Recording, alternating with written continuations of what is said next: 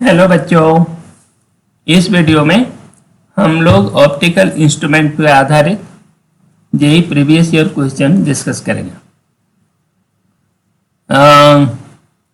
इस चैप्टर में जो भी सवाल लिए जा रहे हैं वो काफ़ी उतने आसान भी नहीं है और काफ़ी इम्पोर्टेंट है। अलग अलग तरह के हैं।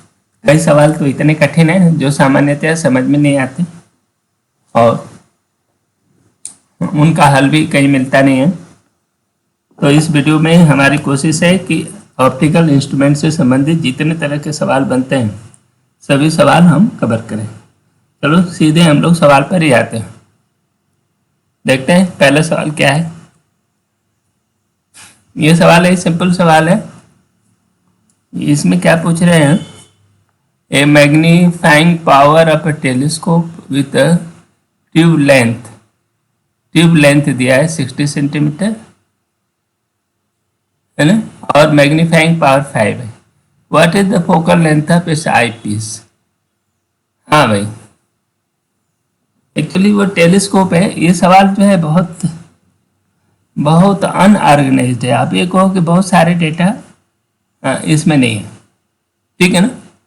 तो इसमें ये भी नहीं बताया है कि वो रिलैक्स आँख के लिए है या उसके लिए है जो नियर साइड पर है। तो ये इमेज कहाँ बनती है इस पर बताया नहीं है ना। लेकिन ये डेटा इतनी कम है कि इसके आधार पर बहुत ज़्यादा हम निकाल नहीं सकते, लेकिन इतना कर सकते हैं। देखो, रिलैक्स आई के लिए मैग्निफिकेशन जो होता है एम इक्वल टू क्या होता है, एफ बाई एफ ई होता है। ये टेलीस्कोप है, ये रहता है ना, और ये बराबर मैग्निफिकेशन दिया है 5। अभी इसी पर लगा लेते हैं। रिलैक्स आई के लिए तो कर लेंगे। और उसमें क्या होता है, एफ प्लस एफ ई जो लेंथ के बराबर होती है। लेंथ ये कितना है, 60 सेंटीमीटर। बस इसको हल कर लेते हैं, ठीक है ना। तो एफ बराबर 5 ई तो यहाँ पर रख ले। इसका मतलब ये 6 एफ ई इक्वल टू 60, है ना। F E equal to 10 centimetre. तो सही उत्तर हुआ ये 10 सेंटीमीटर है। लेकिन इसमें इनको लिखना चाहिए था कि फॉर द रिलैक्स आई, है ना, फॉर द रिलैक्स आई। इतना मिसिंग है, इसकी वजह से ये जो है थोड़ा दिक्कत है। लेकिन ठीक है, नहीं है। और इतने कम डाटा में अब इसी तरह से सवाल लगेगा और यही सही है। ये मेन के सवाल हैं, ऐसे उटपटांग तरीके से ये डिजाइन करते हैं। कई बार कई चीज़ें मिस कर देते हैं। आगे और भी देखेंगे। यहाँ भी देखो, ये सवाल पढ़ो पहले। हाँ, ये सवाल में जो बात कर रहा है इसमें कह रहा है कि मैग्निफिकेशन दिया हुआ है। मैग्निफिकेशन ये दिया हुआ है आपका कंपाउंड माइक्रोस्कोप है, और ट्यूब लेंथ दिया है एल। देखो एम दे दिया 375, ठीक। एल दिया 150 mm। The objective of the focal length, हाँ, एफ दे दिया 5 mm, ठीक है। Focal length of eyepiece F ही निकालना है, एफ ही ये निकालना है ना। हमारे एम का फार्मूला क्या है, एक एम का जो मैग्निफिकेशन का फार्मूला होता है क्या होता है, देखो एल बटा F O 1 plus D by F ये रहता है। एक फार्मूला तो ये है, तो इसी पर रख लो। इस पर रखकर कैलकुलेट करते हैं तो ये बन गई। ये सीधे सीधे इस पर कैलकुलेट करो, आएगा आपका एल 150, ये 5 है। दोनों एक ही यूनिट है। ये हो गया 1 प्लस 250 mm। ये mm नीचे वाला mm है, तो हम mm नहीं करें, चलो mm ही कर लेते हैं। और इसको एफ ही भी mm में आएगा। ये इक्वल टू 375। इसको घटाया, ये क्या हो गया, 30 हो गया, ठीक है। अब ये क्या हो गया देखो, 1 प्लस 250/AP इक्वल टू 37.5/3। इसको हम कटाते हैं, देखो कितना ये हो गया इतना। अब इसको सॉल्व करो। 250/AP equal to 11.5। तो AP बराबर हो गया 250/11.5, ये 21.7 है ना। ये क्या है, mm हुआ। ठीक है, तो ये करीब करीब 22 mm। ये उत्तर हुआ। सीधे सीधे आप इसके एग्जाम्पल पर ही है और फॉर्मूले पर ही आधारित है। ठीक है, आगे बढ़े। अगला सवाल देखो। इस सवाल को ध्यान से देखो। इसमें कह रहे हैं कि an observer looks the distance tree of the height 10 meter with the telescope of magnifying power 20 to the observer the tree appear। Actually ये जो सवाल दिया है ना, जो टेलीस्कोप का काम होता है दूर के ऑब्जेक्ट को पास बुलाते हैं, है ना। दूर का ऑब्जेक्ट की इमेज पास लाता है और साफ साफ दिखाता है। और इसकी जो इमेज होती है यहाँ कहीं बनी, टेढ़ा क्यों हो रहा है, तो इसमें ये इमेज बनती है और फिर ये आईपीस से हम उसे देखते हैं, तो इस तरह की इमेज बनती है ना। तो टेलीस्कोप क्या करता है, दूर की चीज़ को पास लाता है। तो ये जो है इसका ऑप्शन तो इन्हीं में से कोई होगा, लेकिन वो नियरर लाता है। 20 मीटर नियरर, 10 मीटर नियरर, इसका कोई मतलब नहीं है, ये वेग है ना। ये सवाल क्या है, वेग। ठीक है ना। आगे शायद ये सवाल डिजाइन करेगा, इसमें ये नहीं दे रहा है कि ये कितनी दूरी पर रखा हुआ है। इसको चाहिए था कि वो कुछ दूसरे तरह से डिजाइन करे। ये इस तरह के सवाल आगे आएंगे तो हम लोग देखेंगे, लेकिन इस सवाल में नियरर ला दिया या पास तो लाया, लेकिन वो 20 मीटर लाया कि 10 मीटर लाया। जब तक कि यू नहीं बताओगे तब तक हम कैसे बता पाएंगे कितना पास लाया। ठीक है, तो इसलिए ये सवाल वेग है, इसका कोई एक उत्तर नहीं है। न बी होगा, बी और डी में से कोई भी हो सकता।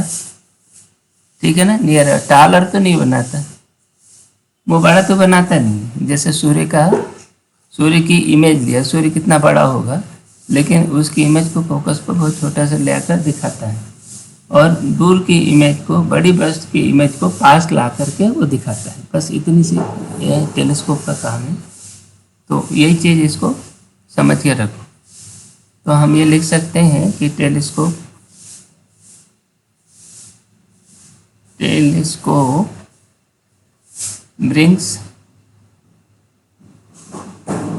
brings distant object and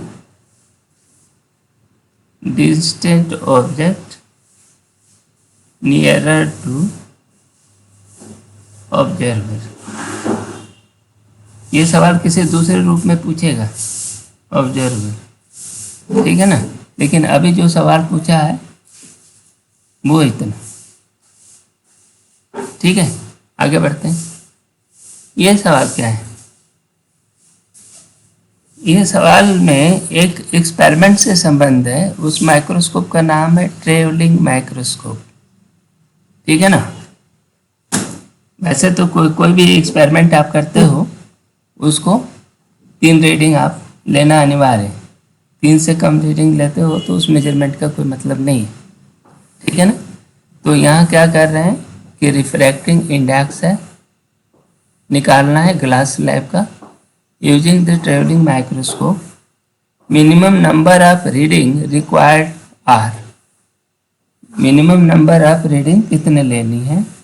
तो किसी भी ऑब्जर्वेशन करोगे, किसी भी एक्सपेरिमेंट को करते हो तो इसे मिनिमम 3 है ना।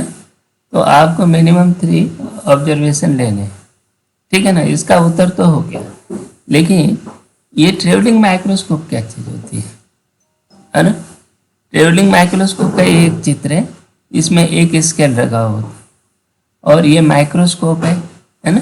माइक्रोस्कोप का काम है कि जो इमेज है उसको शार्प बना करके दिखाता है, शार्प इमेज प्रोड्यूस दिखाता है। मतलब क्या हुआ कि जो इमेज है ना, ये इस आई पीस को जो इमेज बनेगा वो इमेज को ये क्रॉस वायर एक लगा रहता है, तो इस क्रॉस वायर पर जो इमेज पड़ती है तो उसको आपको बहुत साफ साफ दिखता है। तो इसको एक तो ये स्केल पर ऊपर नीचे कर सकते हैं, यहाँ बर्नियर स्केल लगा रहता है बहुत बारीकी से नापने के लिए। तो ये क्या है, एक बर्नियर स्केल है और वह एक तरह से स्टैंड का भी काम करता है, बर्नियर स्केल, ठीक है ना। और उस पर लंबाई, इसकी ऊंचाई, ये क्या है, टेबल टॉप है ना। यह हॉरिजॉन्टल हो, इस पर सबसे पहले क्या करते हैं, देखो कि इस माइक्रोस्कोप से सबसे पहले इस बेस पर एक क्रॉस लगाते हैं और ये ग्लास स्लैब हटा दो, ठीक है। एक रीडिंग लिया, तो ये रीडिंग मान लो यहाँ पर लिया R1, मैंने ये कितना है, ग्लास स्लैब की जो एक्चुअल ऊंचाई हो गई कितनी होगी, R1 हो गई ना, ठीक। अब क्या है कि इस पर ये ग्लास स्लैब रख दिया हमने, कितना, इस ग्लास स्लैब रख दिया, तो फिर क्या होगा कि ये R1 जो है, जो इसकी एक्चुअल ऊंचाई है, अब थोड़ी नीचे आ जाएगी, कितना आएगी, अब मान लो यहाँ पर आएगा, अब वो रीडिंग यहाँ पर R2 हो गई, ठीक है ना। ये इतना पर मतलब इतनी ऊंचाई, अब पहले पहले इतना ऊंचा था, H1 था जिसको हम R1 कह रहे हैं, अब ये अब R2 हो गया, ठीक है। इसके बाद क्या करते हैं, इसके ऊपर एक लाइकोपोडियम पाउडर छिड़क देते हैं यहाँ पर, तो अब इसे इसकी ऊंचाई नापता है ना। अब इसकी ऊंचाई नापोगे तो ये थोड़ा सा नीचे आ गए, तो ये R3 हो गई, क्या है, ये R3 हो गई, ठीक है ना। तो अब देखो ये R3 क्या है, इसके टॉप का है, तो ये क्या हो गई, R1 माइनस R3, ये क्या चीज़ है, ये एक्चुअल ऊंचाई है, कितना, यदि ये ग्लास स्लैब ना रहता तो ये क्या हो गया, H0 है, ठीक है। अब ये जो है R2 माइनस R3, ये क्या चीज़ है, ये H अपरेंट है, अपरेंट है, क्यों, इसे देखो यहाँ तक ये इमेज अब यहाँ पर आ गई, और ये तो ये इमेज इतना R2 minus R1 apparent height हो गई। तो म्यू जो होता है ना, म्यू क्या होता है, H by mu, H0 by mu equal to H apparent, ये रहता है ना, बस उसीलिए म्यू निकल गया, ग्लास स्लैब पर म्यू क्या निकल गया, ये हो गया R1 माइनस R3, इसमें जो भी बड़ा होगा R2 माइनस R3, बस इससे ये निकाल लेते, ठीक है ना। ये नापने का एक तरीका है, आप मैन्युअली हाइट नापोगे लेकिन हाइट नापने में गलती करोगे, इसके लिए ये सोफिस्टिकेटेड इंस्ट्रूमेंट यूज हुआ है। तो इसी चीज़ को ये माइक्रोस्कोप कहते हैं, इसको ट्रेवलिंग माइक्रोस्कोप कहते हैं, क्योंकि ये ट्रेवल करता है इस स्केल के ऊपर और इससे हाइट निकलती है बड़ी अच्छी, तो इसलिए म्यू निकल गया आपका, ठीक है ना। लेकिन चूंकि एक्सपेरिमेंट है, कोई भी एक्सपेरिमेंट करोगे तो मिनिमम 3 रीडिंग तो आपको लेने ही चाहिए, ठीक है ना। तो इसलिए इसका सवाल उत्तर हुआ C। और माइक्रोस्कोप नहीं भी जानते हो तो भी आप एक्सपेरिमेंट के इस लॉजिक से आप जानोगे कि 3 तो होने ही चाहिए, ठीक है। ये अगला सवाल देखिए, इस सवाल में कह रहा है कि एक टेलीस्कोप है, ऐसा है कि ये एक पेड़ है, ठीक है ना, पेड़ ऑब्जेक्टिव से 1 किलोमीटर की दूरी पे है, 1000 मीटर की दूरी पे है, ठीक है ना। इस पेड़ की इमेज कहीं बनी, ठीक है, ये इमेज बनी इसके फोकस पर, कितना एफ पर बनी, ठीक है। और इसको ऑब्जेक्टिव से देखा, ऑब्जेक्टिव से जब आप देखते हो तो इसकी इमेज बन रही है ये, ठीक है ना। तो ये जो एंगल बनता है बीटा, और ये जो एंगल बना अल्फा, और वही अल्फा ये भी होगा, ठीक है ना। अब इनका कहना ये है कि ये फोकल लेंथ दे दिया है, ये इसका 150 सेंटीमीटर है, इसका 5 सेंटीमीटर है, ठीक है ना। अब ये कह रहा है कि बीटा बताओ, पूछ रहा है क्या, the telescope is the normal setting, the angle found by the image of the lower image of the tower is theta, then theta is closed, ठीक है ना। the angle found by image of the tower is theta, यानी यही beta पूछ रहा, ठीक है ना। कहाँ पर फॉर्म किया, तो वो जो है व्यूअर को जो दिख रहा है, ठीक है ना, वो बीटा, ये बीटा में। तो पहले तो मैग्निफिकेशन का देखो, मैग्निफिकेशन इसका क्या होता है, जनरल फार्मूला होता है F by A P telescope का 1 plus A P by D, ठीक है। ये इतना होता है कहने के लिए। यहाँ ये नहीं बोल रहा कि डी कितना है ना, ये नहीं बोल रहा कि केवल वो लिस्ट डिस्टेंस पर ही देखना है, ऐसा नहीं कर रहा, ठीक है ना। और दूसरी बात कि A P by A P कितना है, ए पी 5 है, डी होता है 25, तो ये करीब करीब 0.2 के पास हो गया, 5 1.5 0.2 हुआ ना। तो इसलिए इसका एफ को कंट्रीब्यूशन बहुत ही कम होगा, तो हम लोग इसको ले लेते हैं। एफ कितना है 150, ए पी 5 है, तो एफ बाई इसको हम छोड़ देते हैं, तो करीब करीब 30 हो गया। मैग्निफिकेशन इतना हो। अच्छा, मैग्निफिकेशन एम जो होता है बीटा बाई अल्फा होता है, ठीक है ना।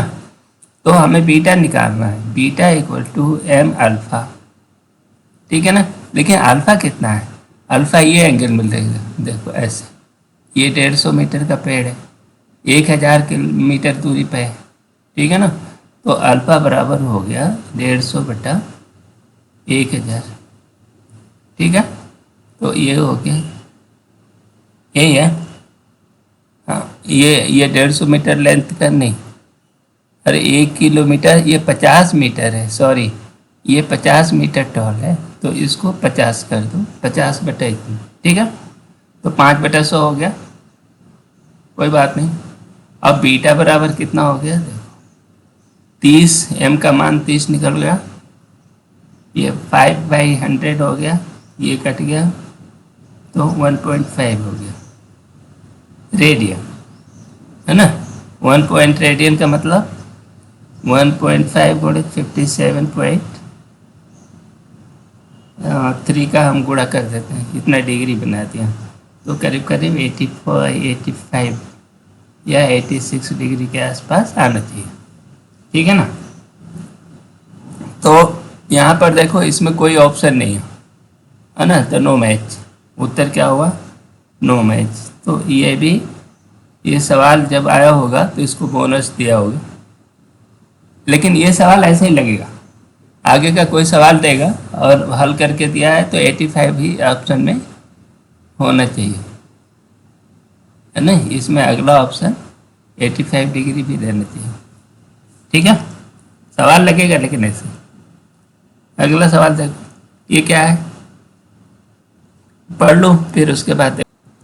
अगला सवाल देखें, इस सवाल में इनका कहना है कि माइक्रोस्कोप है, इसके ऑब्जेक्टिव दिया हुआ है, एफओ दिया हुआ है, एफई दिया हुआ है, ठीक है।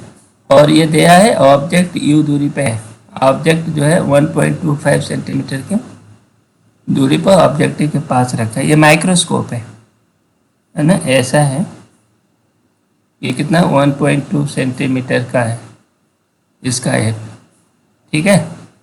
और ये ऑब्जेक्ट रखा हुआ है यहाँ पर 1.25, ठीक है। तो इसकी कहीं इमेज बनेगी, ये वीओ पर बनेगी, ठीक है ना, यहाँ पर। और इसको आई पीस से देख रहे हैं, तो आई पीस का ये बोल रहे हैं कि the objective, the final image is formed at infinity. Infinity का मतलब ये हुआ कि ये फोकस पर रखा है ना, ये एफ की दूरी पे है और एफ दिया है 3 सेंटीमीटर, ठीक है ना। और इसके बाद ये पैरेलल बन जाती है, मैंने ये इन्फिनिटी पर बनती है, बस यही है। अच्छा, माइक्रोस्कोप के मैग्नीफाइंग पावर कितना है? तो मैग्नीफाइंग पावर का जो फॉर्मूला होता है, देखो ये क्या है, यूओ, ये वीओ, और ये जो होता है ये यू ई, यदि ये इतनी दूरी पर जो बनता है यू ई है, यानी इमेज जो है आई पीस से यू ई दूरी पर हो, तो उसका जनरल फॉर्मूला जो बनता है वो क्या बनता है, B O by U O into D बटा यू ई, ये फार्मूला है, ठीक है ना। तो यही यू ई यदि एफ ई, इस मामले में यू ई जो है एफ ई है ना, फोकस पे हो गया है। और नहीं तो दूसरा फार्मूला इसी का रूप जब हो जाता है नंबर 1, इसी फार्मूले का सेप बनता है पहले पर कि इफ, यानी इसको कहो for relax I, relax I E V जो हो जाता है एफ ई हो जाता है, ठीक है ना। तो इसका फॉर्मूला हो जाएगा पहला एम बराबर B O by E O into D by F E हो जाता है ना, एक। और वही दूसरा केस जो बनता है जब डी पर बनता है, जब U E equal to D, U E नहीं वी ई, जब नॉर्मल आई के लिए, ऐसे आई के लिए है जो कि डी दूरी पर देखना चाहता है, तो उसके लिए डी रखना पड़ेगा। तो फिर इसका फार्मूला हो जाता है M equal to B O by U O into 1 plus D by F E, है ना, ये बनता है, यही फार्मूले का बेस है। लेकिन हमारे मामले में ये पहला वाला लागू होगा, लेकिन वी ओ बाई यू ओ निकालना होगा। तो इसके लिए क्या है, हमारे पास सिंपल ऑब्जेक्टिव लेंस का ये देखना है। इसका फॉर्मूला क्या है भाई, देखो हमें यू ओ दिया है और वी ओ निकालना है ना, इसका मैग्निफिकेशन निकालना है ना, वी ओ बाई यू ओ कितना हो, ये दे रखता है और ये एफ ओ है। तो इसका एक सामान्य तरीका है कि यू ओ दिया है वी ओ निकाल लो, कैसे, ये फार्मूला लगा लो, 1 बटा वी ओ माइनस 1 बटा यू ओ इक्वल टू 1 बटा एफ ओ, इस फार्मूले से निकाल लो, निकाल सकते हो ये वैल्यू देने पर। मैं एक दूसरा तरीका निकालता हूँ, इसी फार्मूले की सहायता से हमने ये निकाल लिया है कि u पता है, इसलिए u के पद में v equal to U F बटा u माइनस एफ, ये जो फार्मूला बनता है ये कि कॉन्वेक्स लेंस के लिए जब आर पार यानी इमेज जो है लेंस के दूसरी ओर जब बनती है तो ये इस तरह रियल इमेज में ये फार्मूला काम करता है। तो देखो u कितना है 1.25 है ना, एफ ओ कितना है 1.2 है, तो u माइनस 1.25 माइनस 1.2, इसको घटा दो, इससे कितना ओ। लेकिन एक बात ये भी, हमें इतना कैलकुलेट नहीं करना, अभी रुको, हमें v बाई ओ चाहिए ना, यानी ये वी ओ है, यू ओ है, ये यू ओ है। तो यहाँ से पहले ये निकाल लो वी ओ बाई यू ओ, है ना, ये सही चाहिए, ये जो है एफ बटा यू ओ माइनस एफ है ना, तो फिर हम इसको हटा देते हैं। चलो ये रहने दो। अब इस वैल्यू को उठा करके हम यहाँ ले लेते हैं। एफ 1.2 है और ये 1.25 माइनस 1.2, तो ये 1.2 बाई 0.05, ये हो जाएगा 24। ठीक है ना, तो वी ओ निकल गया, ये 24 हो गया। ठीक है, तो अब ये इस वाले फार्मूले में रखना है।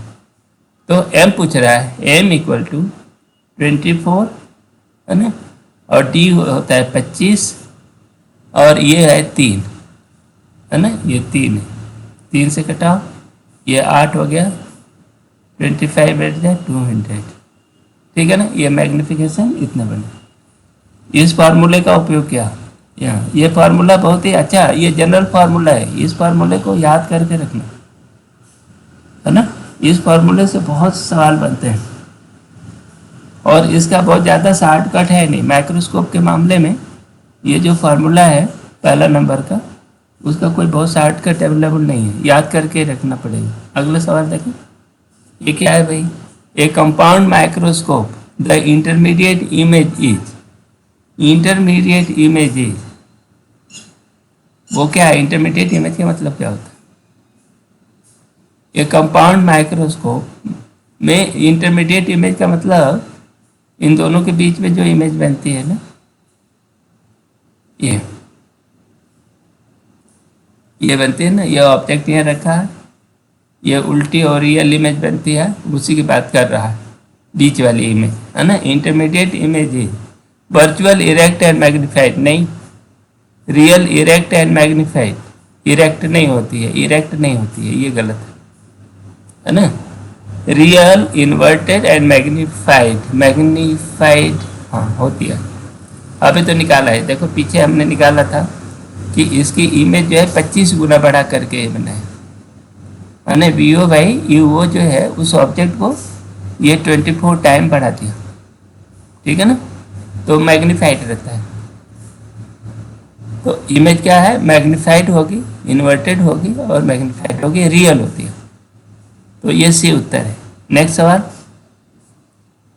ये पूछ रहा है कि length of objective and eyepiece of a compound microscope इतना एंड इतना, क्या बोल रहा है, दो फोकल लेंथ हो गया ना, ऑब्जेक्टिव और आई पीस का ये दे दिया the respectively, the distance between the objective and eyepiece is इतना, डिस्टेंस दे दिया। The final image found by the eyepiece is at infinity. ठीक है भाई, तो इन्फिनिटी पे बनी। तो ये क्या है, पहले इमेज से, ये टेलीस्कोप है ना, कंपाउंड नहीं माइक्रोस्कोप। तो यहाँ पर क्या किया इन्होंने, ये इमेज बनाई, फिर उसके बाद और यहाँ से ये आई पीस को इन्होंने ए पी पर रखा। ठीक है ना, ये वी ओ पर बना होगा। चलो, तो लेंथ कितना हो गया, एल बराबर V O plus A P, तो इतना लेंथ होगा। Final image found by eyepiece is at infinity. The two lenses are thin. The distance in meter object and the image produced by the objective are measured from the objective lens are, क्या बोल रहा है, distance in centimeter of the object and the image produced by the objective.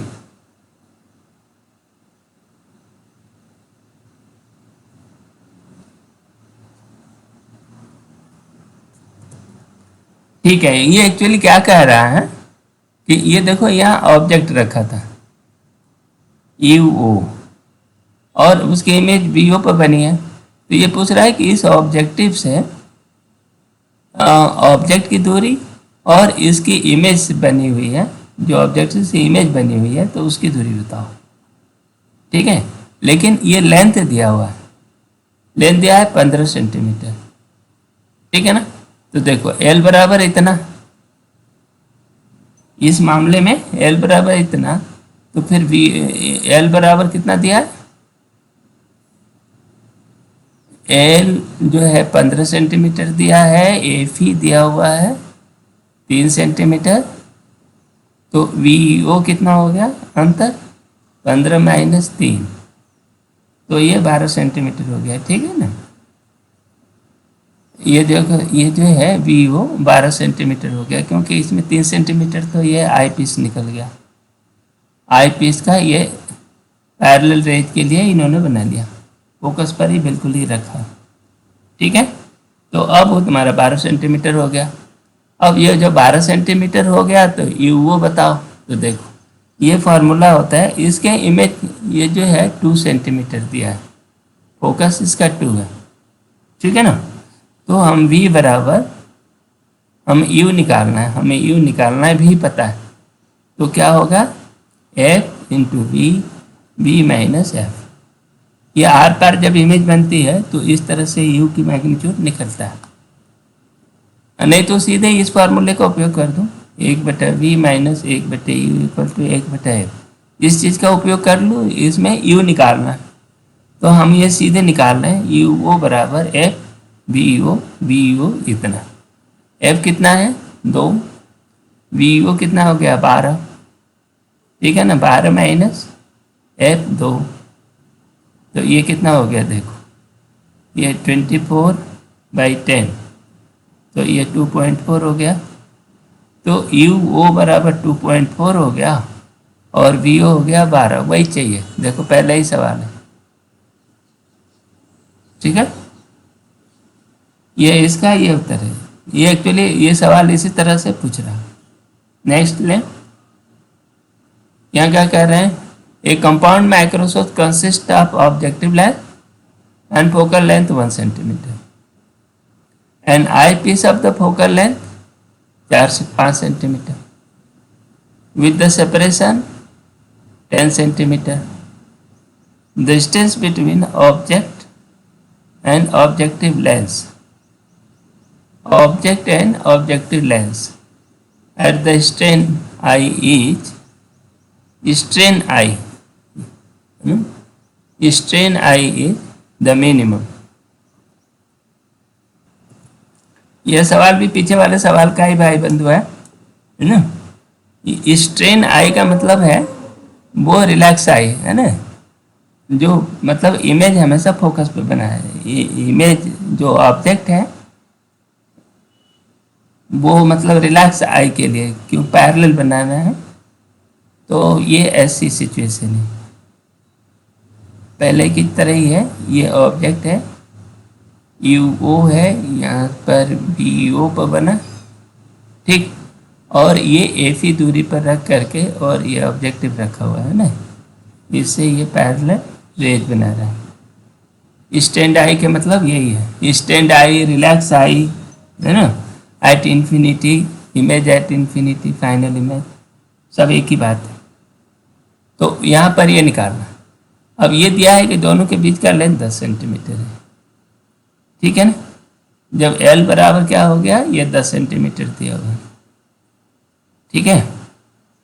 तो L कितना होता है VO plus FE इस मामले में, तो VO निकालना है, FE कितना है, फोकस दिया है 5 सेंटीमीटर और ये 10 होना चाहिए, तो VO बराबर क्या हो गया 5 सेंटीमीटर, ठीक है ना। ये आपका ये बन गया। जब VO मिल गया तो U निकालो, ये दिया है इसका 1 सेंटीमीटर है फोकस, तो देखो UO V माइनस F, ठीक है ना। V कितना है 5, F 1, V कितना है 5 माइनस 1, तो ये हो गया 5/4, तो ये कितना हो गया देखो 5/4 को हमें ये 40 बनाना है, तो ये हो गया 50/40, ठीक है ना। तो n बराबर ये n/40 हो गया। ये पूछ रहे हैं कि n कितना है, तो n कितना हो गया 50, ठीक है, n की वैल्यू ये मिल गया, बस ये चाहिए। अगला सवाल देखें, ये क्या चीज़ है,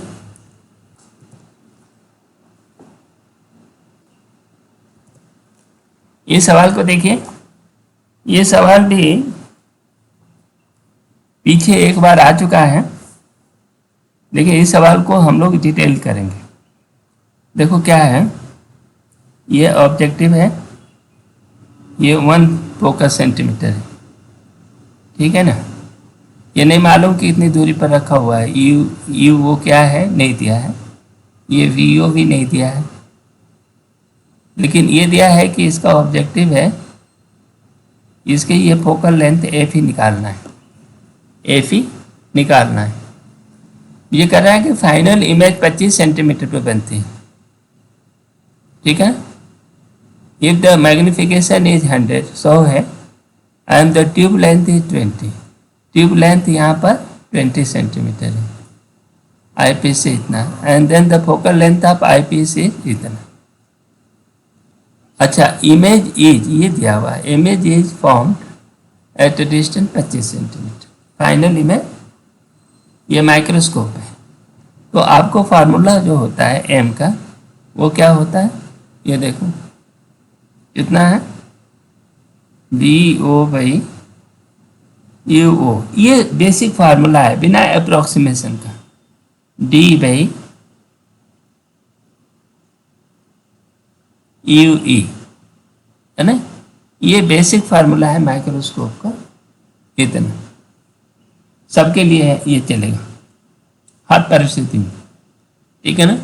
हमारे मामले में यहाँ पर और इसका अप्रोक्सीमेट करते हैं, अप्रोक्स फार्मूला में क्या कहते हैं, वी ओ को एल ओ के बराबर कर देते, एल कर देते हैं। तो ये हो जाता है M equal to L by U की जगह एफ ओ कर देते हैं, है ना। एल बाई ओ को डी बेटा D by A fee plus 1, ठीक है ना। ये है, यदि इस फार्मूले से हम कैलकुलेट करें, ये दूसरे से कर सकते हैं, लेकिन इसे हम कैलकुलेट करेंगे तो इसका उत्तर है, एल दिया है, ये दिया तो है 20 सेंटीमीटर, एफ ओ कितना दिया है 1, ठीक है भाई, एफ ओ 1 दिया है। अब 25 बटा एफ ई निकालना है प्लस 1, और ये बराबर 100, ठीक है ना। तो 20 से ये कटा है, ये 5 हो गया, तो 25 बटा एफ इक्वल टू 4, ठीक है ना। तो एफ बराबर हो गया 25 बटा 4, तो ये 6.25, ठीक है ना। ये आपका ये रिजल्ट आया, लेकिन ये रिजल्ट कैसे आया, ये अप्रॉक्सीमेट फार्मूले से है ना। एल बाई एफ ओ जो है वी बाई ओ का अप्रॉक्सीमेशन, ठीक है ना। लेकिन अब दूसरे तरीके से हम लोग लगाएंगे, ठीक है ना। मान लो वी ओ दूरी पर इमेज बनता है, तो फिर वी ओ कितना हो जाएगा, देखो आपका फार्मूला वी ओ हो गया यू एफ ओ बटा U minus F O, U O कर देते हैं, तो एफ ओ 1 है, U O by U O minus 1, ये बन गया। अच्छा, लेकिन हमें वी बाई यू चाहिए, तो यहाँ से निकला V by V O by U O, ये हो गया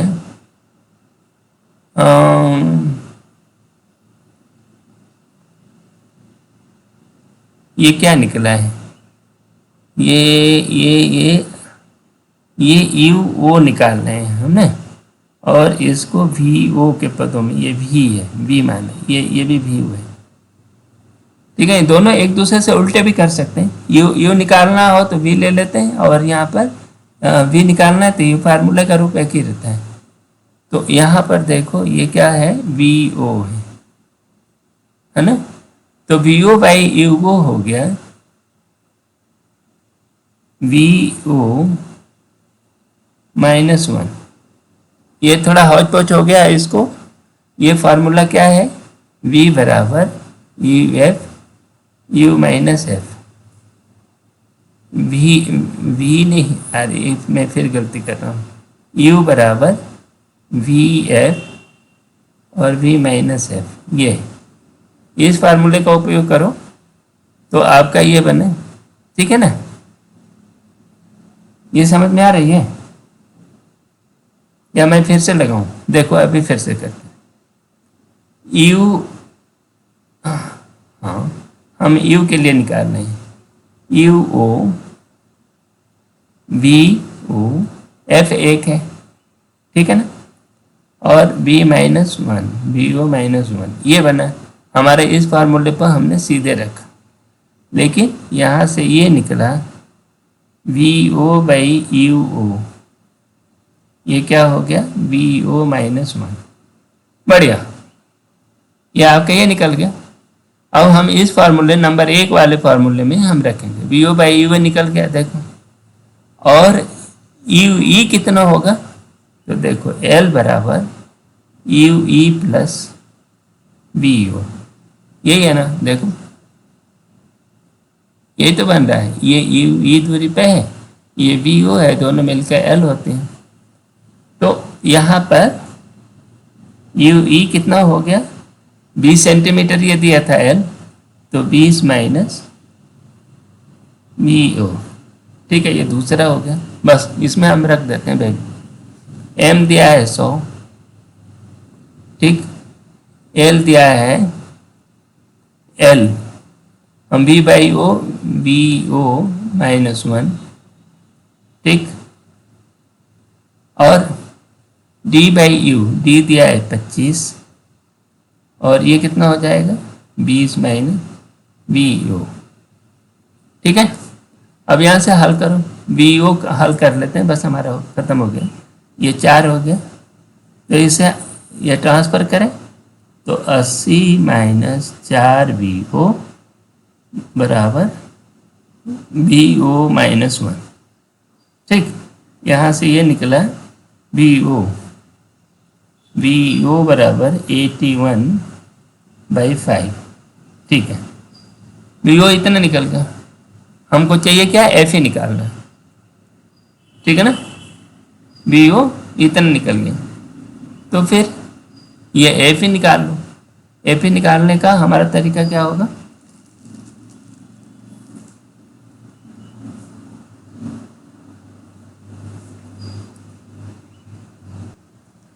ठीक है, तो ये वी ओ इतना निकल गया है ना, तो यू ई कितना हो गया, एल माइनस वी ओ, तो वो 20 माइनस 81/5, तो ये हो गया 19/5 सेंटीमीटर, ठीक है ना।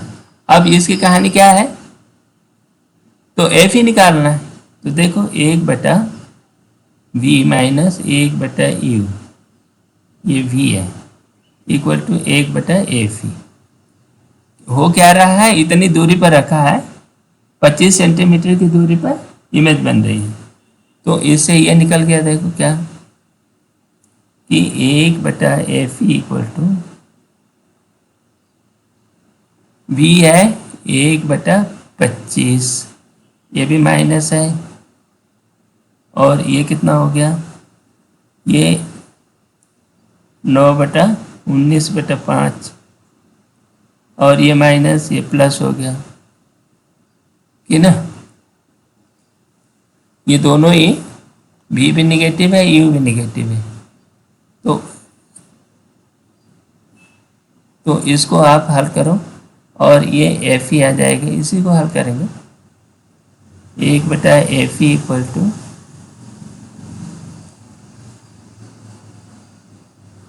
हाँ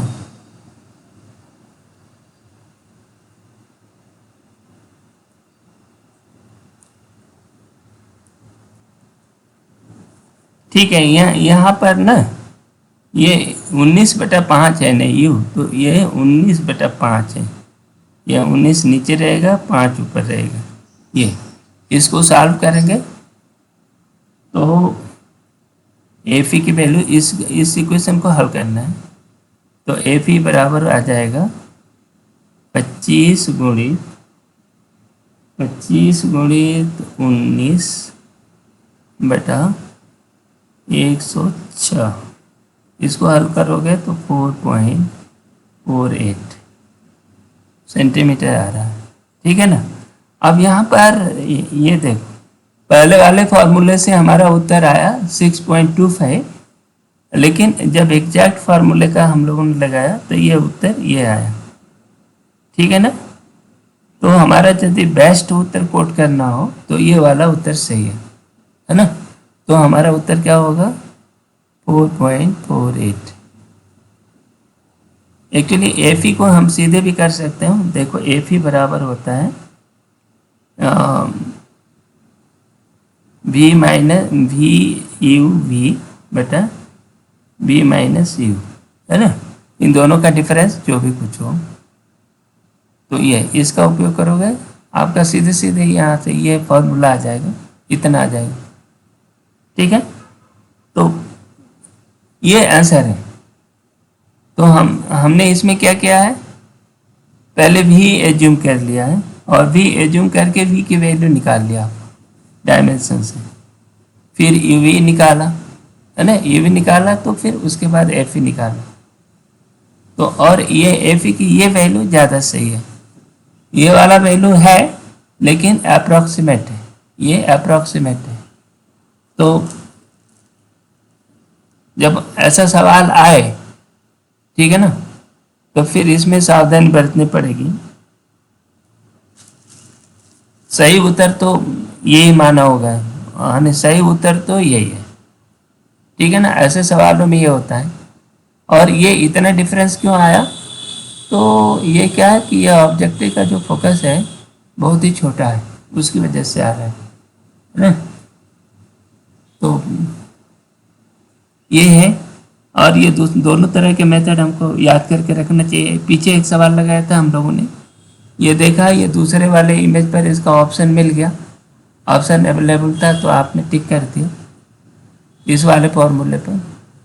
लेकिन उस तरह का ये सवाल हो तो आपको संभव है कि ये ऑप्शन न मिले, तो फिर क्या करोगे, तो फिर आपको ये ऑप्शन का भी ट्राई करना पड़ेगा। ठीक है। नेक्स्ट चले, अगला क्या चल रहा है।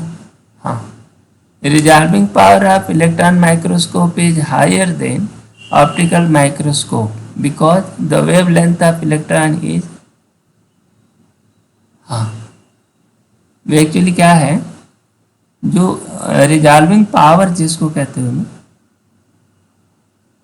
तो ये जो डेल्टा थीटा जो होता है ना, जिसमें कि जिसके जैसे मान लो ये आप वेव ऑप्टिक्स में पढ़े होंगे कि ये दो इमेज को अलग अलग करके ये करता है, और ये जो एंगल है डेल्टा थीटा। तो डेल्टा थीटा जो होता है वो लैम्डा बाई डी होता है। इसका अपर्चर को हम डी कहते हैं, डायमीटर लैम्डा बाई डी के बराबर होता है। ठीक है ना। ये डेल्टा थीटा, ये थीटा जितना ही छोटा होता है उसको उसको बेटर रिजॉल्विंग पावर कहते हैं। तो क्या होता है, रिजॉल्विंग पावर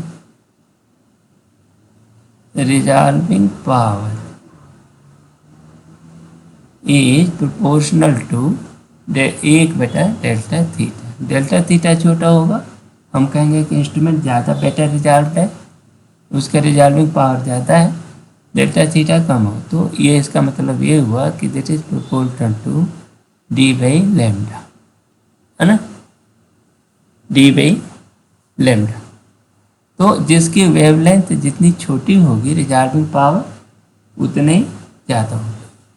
तो जो इलेक्ट्रॉन्स होते हैं, है ना, डी ब्रोगली वेवलेंथ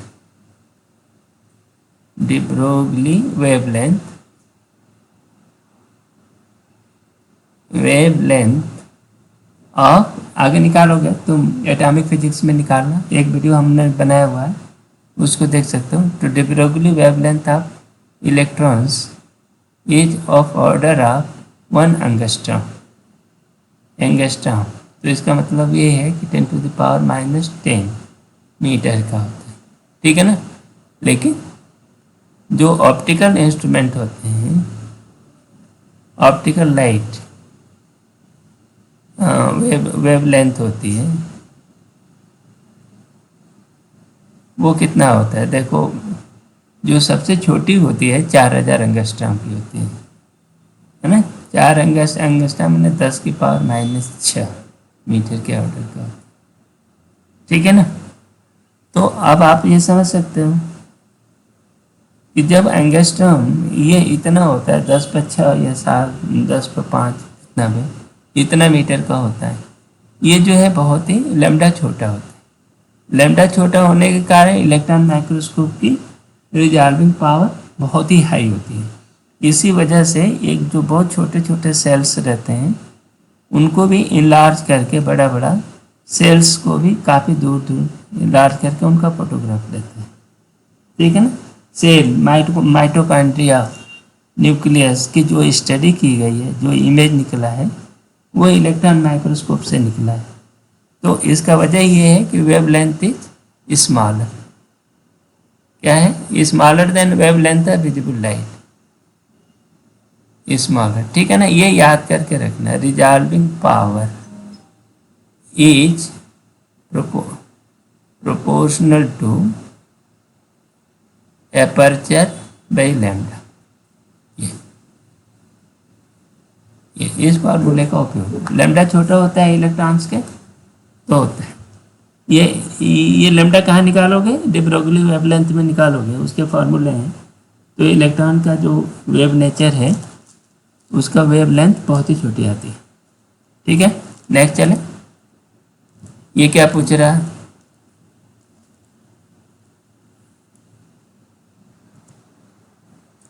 अब इस सवाल को देखो। ये कह रहे हैं कि एक प्लेनेट को देख रहा है, प्लेनेट कहाँ है, बहुत दूर है ना, बहुत दूर है, इसके पैरेलल ले जा रही है और ये सारे फोकस पर कन्वर्ज हो, यहाँ इमेज बनी फोकस पर, ए फोकस, ठीक है। और इसका eyepiece of the focal length 2 centimetre, 2 centimetre F ही है, यहाँ इसका एफ ही है ना, ये 2 सेंटीमीटर दिया हुआ। अब इसके ऊपर इतनी जानकारी के आधार पर, और इसका एफ दिया है 16 सेंटीमीटर, ठीक है ना। इतनी जानकारी के आधार पर ये सवाल पूछ रहा है। ये भी नहीं बता रहा है कि ये जो फाइनल इमेज है वो इन्फिनिटी पे बनेगी या 25 सेंटीमीटर की दूरी पे बनेगी, ये भी नहीं कहता, कुछ दिया नहीं है। तो हम लोग क्या कर रहे हैं कि फाइनल इमेज को इनफाइनाइट पे बना दो, मान लो ये फोकस पर रखते हैं तो ये एफ ही हो गया। तो अब पहला चीज़, the distance between objective and eyepiece, देखो इन दोनों के बीच की दूरी एल कितनी है, एफ ओ प्लस एफ ही हो जाएगा। कब, जब इन्फिनिटी पे बनेगा तब। तो ये पर्टिकुलर है ना, तो उस हिसाब से एफ ओ 16 है और ये 2 सेंटीमीटर है, ये 16 मीटर है। देखो ये 16 मीटर है और ये सेंटीमीटर प्लस 0.02 मीटर है, तो ये 16.02 मीटर हो गया, तो ये सही हो गया। द एंगुलर मैग्निफिकेशन, अब एंगुलर मैग्निफिकेशन एम कितना होता है टेलीस्कोप का, एफ बाई एफ ही होगा। किस परिस्थिति में, जब इनफाइनाइट पे बनेगा तो, ठीक है ना। जब इमेज जो है फोकस पर, image infinite, final image infinite पे बने तो ऐसा होता है। तो एफ ओ कितना है 1600 सेंटीमीटर, एफ ई कितना है 2 सेंटीमीटर, सेंटीमीटर में बदल लिया, ये हो गया 800। तो फिर इसका मैग्निफिकेशन हो गया 800, बिल्कुल सही बात है, ठीक। इमेज ऑफ, ये भी सही हो गया, image of the planet is inverted. हाँ, होता क्या है, ये प्लेनेट की जो इमेज होगी ऐसी इमेज ये इन्वर्ट कर दिया पहले वाले ने, ऑब्जेक्ट ने, ऑब्जेक्टिव लेंस ने, और आई पीस उसका वर्चुअल इमेज बनाती है, क्योंकि आपको देखना है तो फाइनल इमेज भी इन्वर्टेड ही होती है। तो image of planet is inverted, तो ये इन्वर्टेड ही होगी। ये तो टेलीस्कोप का ये सामान्य प्रिंसिपल है। जब आप इसका रे डायग्राम बनाओगे तो आप देखोगे कि फाइनल इमेज इन्वर्टेड ही रहती है। द ऑब्जेक्टिव ये भी एक बात है। Objective is larger than eyepiece, ये क्या मतलब है? ऑब्जेक्टिव का क्या, ऑब्जेक्टिव के अपर्चर पूछ रहा है या फोकल लेंथ पूछ रहा है? यहाँ पर होना चाहिए ना कि ये एक्चुअली शायद ये पूछ रहा है कि focal length of objective is larger than that of eyepiece, ये कहना चाहता है। मतलब ये कि इसके फोकल लेंथ को कंपेयर कर रहा है। दूसरी बात कि ऑब्जेक्टिव का जो अपर्चर है, ज़्यादा से ज़्यादा लाइट आए उसके लिए ऑब्जेक्टिव के अपर्चर को ज़्यादा बड़ा बनाते हैं। तो अपर्चर के मामले में भी ऑब्जेक्टिव का अपर्चर आई पीस से बहुत ही बड़ा होता है, ठीक है ना। तो ऑब्जेक्टिव इज लार्जर देन, तो अपर्चर के मामले में भी तो ये अपर्चर हो चाहे यानी डायमीटर, तो अपर्चर हो या फोकल लेंथ, है ना, दोनों ही मामले में ये आई पीस से बड़ा होता है, ठीक है ना। आई पीस से ये बड़ा होता है। तो ये जो है क्या पूछ रहा है इसमें बहुत साफ साफ नहीं है, लेकिन ये उत्तर सही, इसको सही टिक कर दी, ठीक है ना। तो इसमें अब आपका ए बी सी डी ये आपका फाइनल उत्तर है, ठीक है। लेकिन ये अब ऐसे सवाल को ध्यान से पढ़ना चाहिए कि वो क्या पूछ रहा। कई बार अब आगे जब सवाल देगा तो शायद ऑब्जेक्टिव का फोकल लेंथ, तो फोकल लेंथ वैसे भी टेलीस्कोप में ऑब्जेक्टिव का फोकल लेंथ बड़ा होता है। देखो F O by A P magnification है, हाई मैग्नीफिकेशन के हिसाब से एफ ओ को बड़ा लेना पड़ेगा, ए पी को छोटा लेना पड़ेगा। लेकिन माइक्रोस्कोप में ऐसे नहीं होता है। माइक्रोस्कोप का एम माइक्रोस्कोप वो क्या होता है, एल बाई एफ ओ और डी बाई एफ ई होता है ना, ऐसे दोनों ही नीचे, ठीक है ना। तो ऑब्जेक्टिव ऑब्जेक्टिव छोटा भी चलेगा, है ना, ए पी भी बस देखने के लिए चाहिए। तो दोनों ही छोटे लिए जाते हैं, है ना।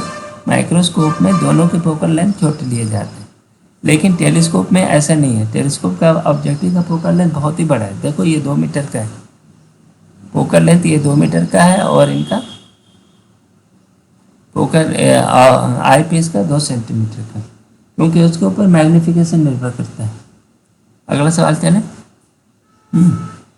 ये क्या पूछ रहा है, astronomical telescope has angular magnification of magnitude 5, मतलब एंगुलर मैग्नीफिकेशन ही होता है वो 5 M of a distant object ये ध्यान रखो।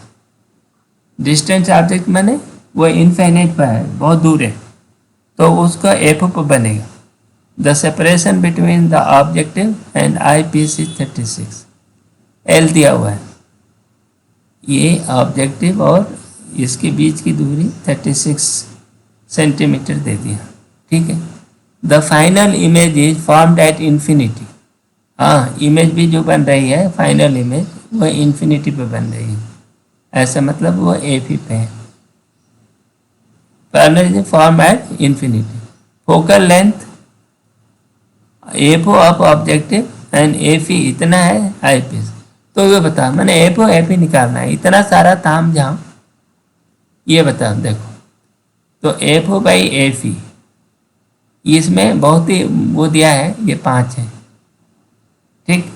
दूसरी बात क्या रहता है, F O plus F E दोनों का लेंथ, ये इमेज क्या कहाँ बनी, इसके फोकस पे बनी ना, एफ ओ पे बनी, और ये भी एफ ई पर रखा है, तो F O plus F E equal to ये डिस्टेंस है 36 दिया है। तो अब यहाँ पर लिख लो 6 एफ ई इक्वल टू 36, तो एफ ई बराबर हल करना है, इन दो को हल कर लिया है ना। तो एफ ई बराबर 6, तो एफ ओ बराबर क्या हो गया 30 सेंटीमीटर, सब सेंटीमीटर है। तो देखो 30 और 6 लास्ट वाला है ये, ठीक है ना। ये इनका ये ऐसे ही निकालना था। अगला सवाल देखो, हाँ ये सवाल इंपॉर्टेंट। ये मिसलेनियस सवाल है, ठीक है। इसमें क्या कह रहे हैं कि ये दो मीडिया है, ये रिफ्रैक्टिंग इंडेक्स है, ये मीडिया 1 है और ये मीडिया 2 है, ठीक है कि नहीं। तो मीडिया 1 से ये 1 μ1 है, μ1 इज ग्रेटर देन μ2, ये μ2 है। अब ये क्या कह रहे हैं कि एक रे किसी एंगल पर भेजी जा रही है थीटा, ठीक है। तो अब क्या होगा कि ये जो रे ए बी गई, यहाँ पर ये कुछ तो रिफ्लेक्ट हो जाएगी, ये रिफ्लेक्ट हो जाएगी ना, थोड़ा कुछ ना कुछ पार्ट तो रिफ्लेक्ट हो जाती है, और वो बाकी ये ऐसे चली गई, रिफ्रैक्ट होगी, ऐसे ही होता है। अब ये कह रहा है कि रिफ्रैक्टेड और रिफ्लेक्टेड रे की इंटेंसिटी, ये क्या है, इंटेंसिटी है, और ये दिया है थीटा। तो इस थीटा के वेरिएशन के साथ इसमें क्या है, कैसे निकालोगे, वो कौन सा ग्राफ बेस्ट है। तो देखो भाई, ये इस थीटा के दो वैल्यू है, थीटा की जो वैल्यू है, एक जो है थीटा की एक क्रिटिकल वैल्यू आती है थीटा सी, ठीक है ना। तो जब theta is less than theta C, ठीक है ना, तो इंटेंसिटी ऑफ रिफ्रैक्टेड यानी रिफ्रैक्टेड रे है ना, इज नॉट इक्वल टू 0 बल्कि ग्रेटर देन 0। मतलब जब ये थीटा जो है क्रिटिकल एंगल से बड़ा होगा तो ये जो है कुछ न कुछ ऐसा तो रिफ्रैक्ट हो जाएगी, ठीक है, रिफ्रैक्ट हो जाएगी, ठीक है ना। और ये कहो कि ज़्यादा रिफ्रैक्ट हो, रिफ्रैक्टेड रे जो है ज़्यादा हो, ठीक है ना, क्योंकि वो निकल जाएगी। लेकिन जब theta is greater than theta C, तो फिर ये रिफ्रैक्टेड रे क्या हो जाएगी, इंटेंसिटी क्या होगी, वो 0 हो जाएगी, ठीक है। अच्छा, एक बात ये होगी। दूसरा क्राइटेरिया है कि intensity, total intensity, energy conservation, total intensity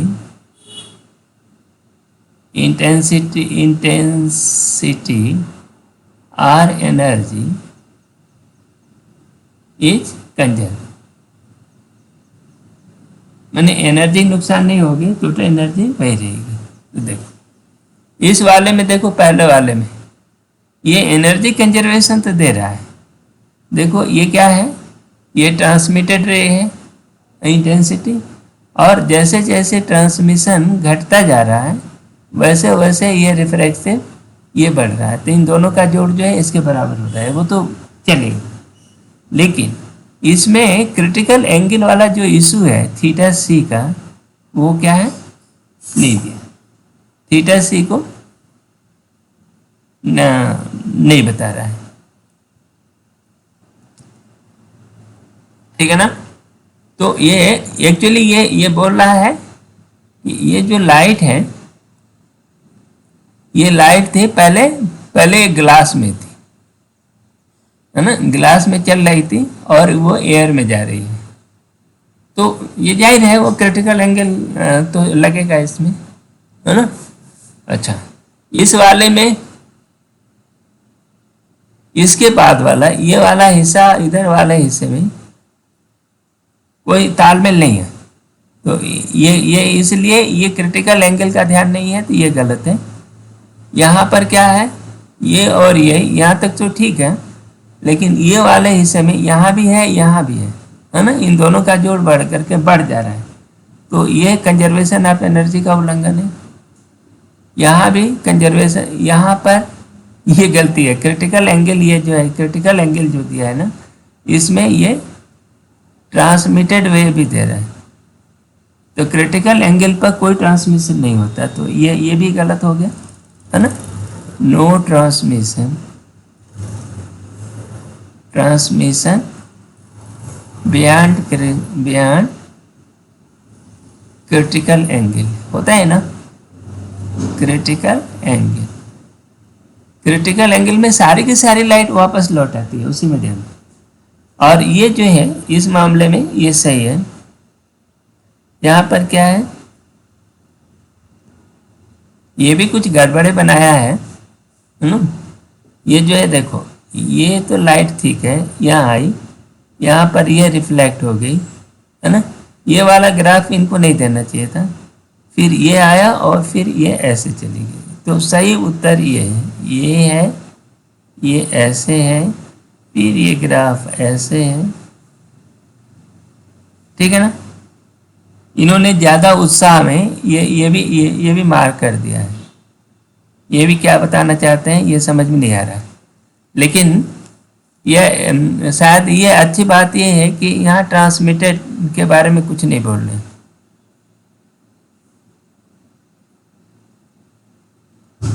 transmitted रे के बाद ये जो है डॉटेड लाइन क्या बता रहा है, इसे बहुत समझ में नहीं आ रहा, लेकिन ये होनी नहीं चाहिए। ये एक्चुअली इस लाइन को कंटिन्यू करने के चक्कर में है, ऐसे इस लाइन को ये ऐसा दिखाने के चक्कर में थे, लेकिन वो गलती से इनका ये छप गया। लेकिन ये सही उत्तर, हमारा उत्तर क्या होगा, देखो ये सवाल फिर भी आएगा बाद में, तुमसे फिर भी पूछा जाएगा। तो ये ऐसे आएगा, फिर उस हिसाब से ये जाएगा, है ना। ये क्या है, ये ट्रांसमिटेड है, ये क्या है, रिफ्लेक्टेड है ना। और इसके बाद ओहो,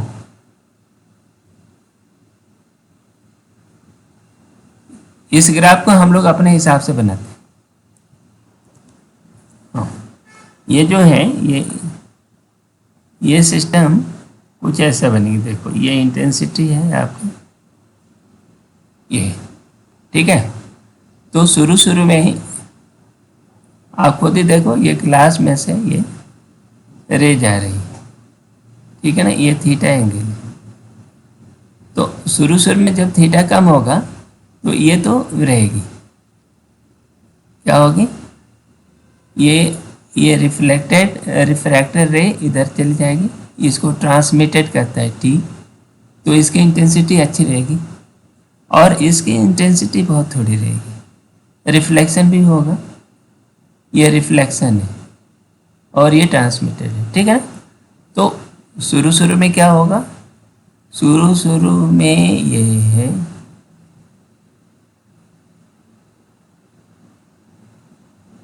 ऐसा, ठीक। लेकिन ये जो इंटेंसिटी ड्रॉप हुई है, ये आपके बाउंड्री, ये I0 थी, ये इंटेंसिटी इसकी I0 थी, तो ये क्या है, ये ट्रांसमिटेड है और ये थीटा क्रिटिकल हो गया, ठीक। तो अब इसमें ये ग्राफ भी कुछ रहेगा, ये R भी रहेगा रिफ्लेक्टेड, ठीक है। अब यहाँ पर क्या आएगा, यहाँ पर ये टोटल ये चली जाएगी, ये ऐसे, ये ग्राफ कुछ ऐसे बन जाएगा।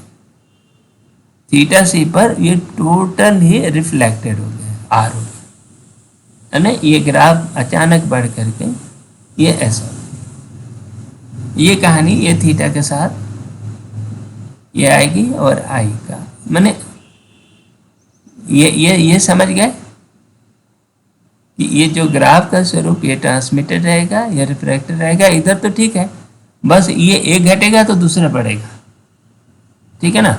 और ये क्या होगा, IT plus IR equal to I0, ठीक है ना। एनर्जी कंजर्वेशन, ये इंटेंसिटी दोनों की बराबर है, ठीक है। और यहाँ पर ट्रांसमिटेड का क्या हुआ, ट्रांसमिटेड जब ये क्रिटिकल एंगल के बाद में, तो पूरा का पूरा ये जो है रिफ्लेक्ट होगा, कोई ट्रांसमिशन नहीं होगा, तो ट्रांसमिशन बिल्कुल जीरो। देखो ट्रांसमिशन की वैल्यू नहीं होनी चाहिए। तो इस तरह का कोई ऐसा ग्राफ है क्या? यहाँ देखो टी तो कहीं बनाया नहीं है, यहाँ भी ये टी आर कुछ दिया नहीं। ओ इन्हें यहाँ दिया तो है, लेकिन यहाँ पर ये देखो ये टी जो दे रहा है ना, ये डार्क, ये जो काला वाला दे रहा है जो ग्राफ, ये ट्रांसमिशन का है और ये डॉटेड है वो इसका है, ठीक है ना। तो फिर ये बी जो है ये सही है, ये हमारा उत्तर क्या हो गया, ये बी। अब ये देखो ये डॉटेड लाइन जो है डॉटेड आर है और ये क्या है, टी क्या है, ये जो रेगुलर है ये टी, ठीक है ना। तो ये हमारा बी उत्तर सही है, ठीक है ना।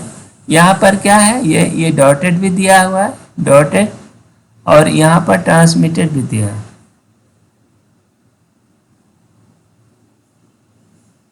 एक्चुअली ये बी भी एक ही तरह बी भी है और सी में भी कोई अंतर दिख नहीं रहा है।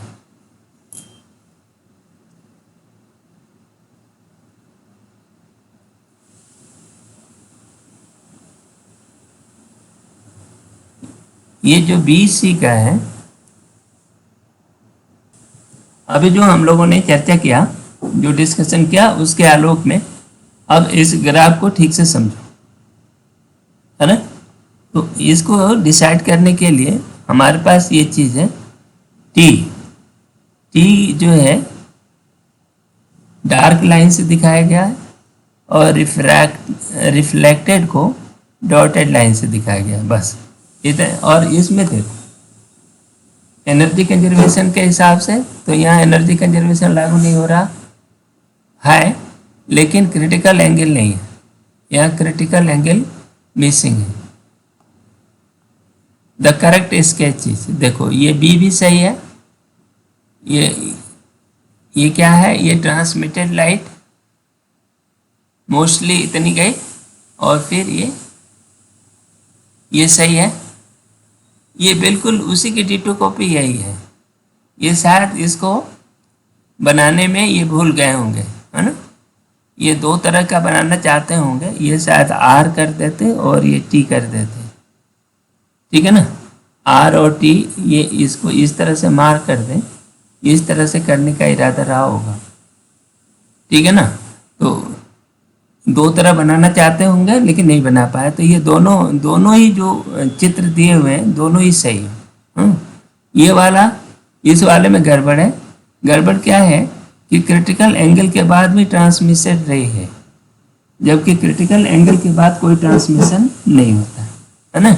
दूसरे मीडिया में कुछ भी नहीं जाता, पूरा का पूरा लाइट वापस लौट आता है, तो इसलिए ये गलत है। तो ये दोनों ही सही है, ठीक है। अभी जो फिगर दिया हुआ है, हो सकता है कि इस किताब वाले ने गड़बड़ किया जहाँ से मैंने कॉपी किया हो, ठीक है। लेकिन ये सवाल इसी तरह लगेगा। अगला सवाल पर चलो, ये क्या पूछ रहा, हाँ इसमें कह रहे हैं कि ये देखो इतने सारे स्लैब्स हैं, ठीक है ना, इतने सारे स्लैब्स हैं, और इसमें पहले वाले मीडिया से थीटा एंगल पर रे एंटर कर रही है, और ये जो चौथे वाले मीडिया में जा रही है, तो ये पूछ रहा है, देखो इनकी भाषा बड़ी अजीब लिया है। The angle of incidence theta for which the beam just misses entering region, just misses the entering region. कुल मिलाकर के ये क्या होती है, जब इसमें से इस चौथे वाले में ये बोल रहा है कि ये नहीं जा रही है, मैंने चौथे वाले में जस्ट मिस कर रही है, मैंने इसके पैरेलल चली गई, ठीक है ना। तो यहाँ पर क्या होगा, थीटा बराबर 90 डिग्री हो रही है, यहाँ पर थीटा क्या है, थीटा। बस ये स्नेल्ला लगाओ, इसमें कुछ नहीं करना, ये बीच वाले को हमें कुछ देखना नहीं। इसमें ये है देखो mu I sine I equal to constant, सभी समान रहता है। तो ये पहले को लगाओ और ये चौथे में लगाओ, ठीक है ना। तो देखो n0 साइन थीटा, यहाँ पर क्या होगा कि n0/8 और थीटा बराबर 90 साइन 90, ठीक है। बस ये हो गया n0/8, n0 से n0 कटा, साइन थीटा बराबर क्या हो गया, देखो 1/8। थीटा बराबर क्या होगा, साइन इनवर्स 1/8। ठीक है ना। ये सवाल उत्तर हुआ बी। ये इस तरह के सवालों को सावधानी से देखना होता है कि देर से आ रहता है, लेकिन वो फाइनल हर इंटरफेस पर ये स्नेल लॉ लागू होता है और उसका उपयोग करके हम लोग हल करते हैं। अगले सवाल पर चलें। ये इसमें क्या कह रहे हैं, देखिए ये एक बीकर है, बीकर में इतना तक पानी भर दिया है, कितना, ये 33.2 सेंटीमीटर पानी भर दिया और पानी का रिफ्रैक्टिंग इंडेक्स म्यू 1.33 इन्होंने दे रखा। अब एक मिरर है, ये क्या है, ये कान के मिरर है। ये जो है पानी के तल से 15 सेंटीमीटर की दूरी पर रख दिया। ठीक है।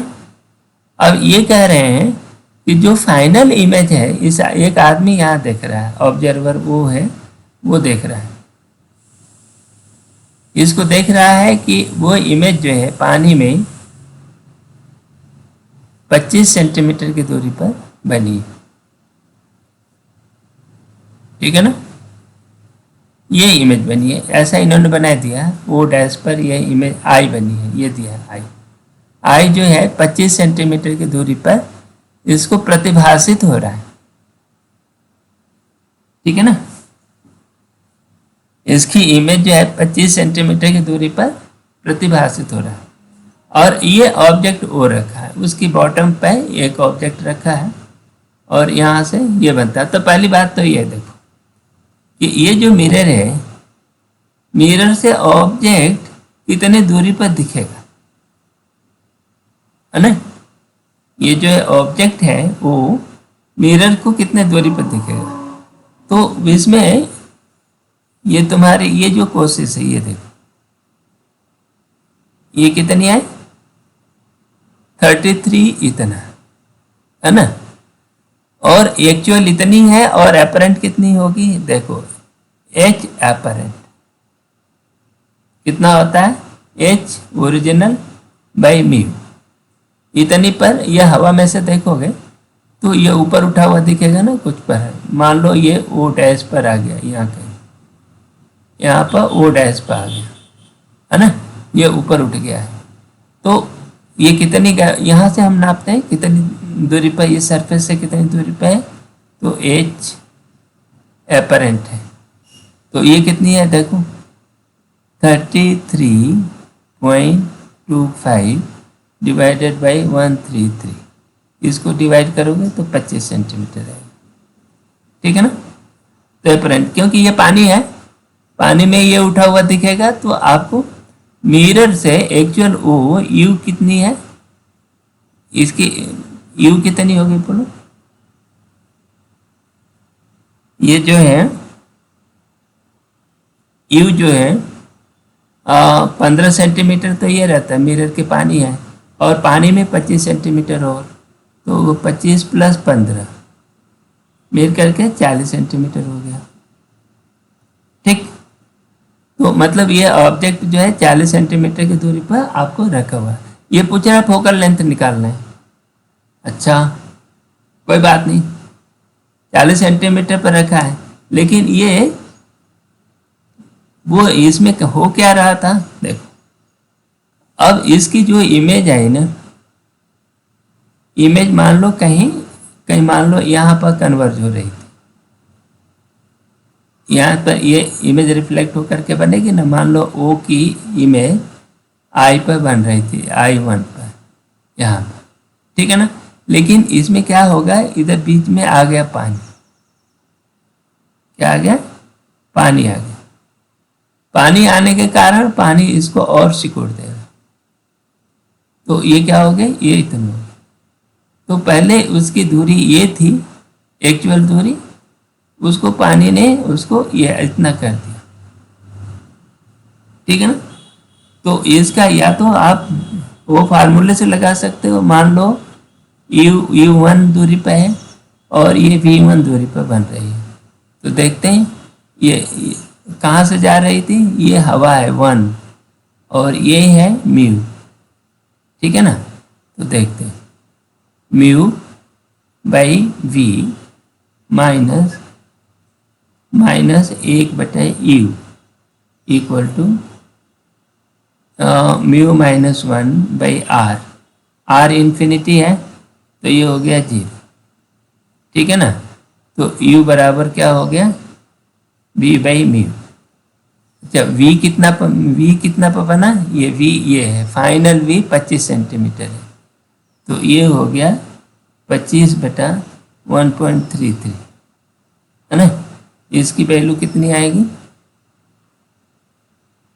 इसकी वैल्यू कुछ आएगी, तो इसको आप देखते हैं, ठीक है। तो इसकी वैल्यू आ गई 18.80, ठीक है ना। किसकी,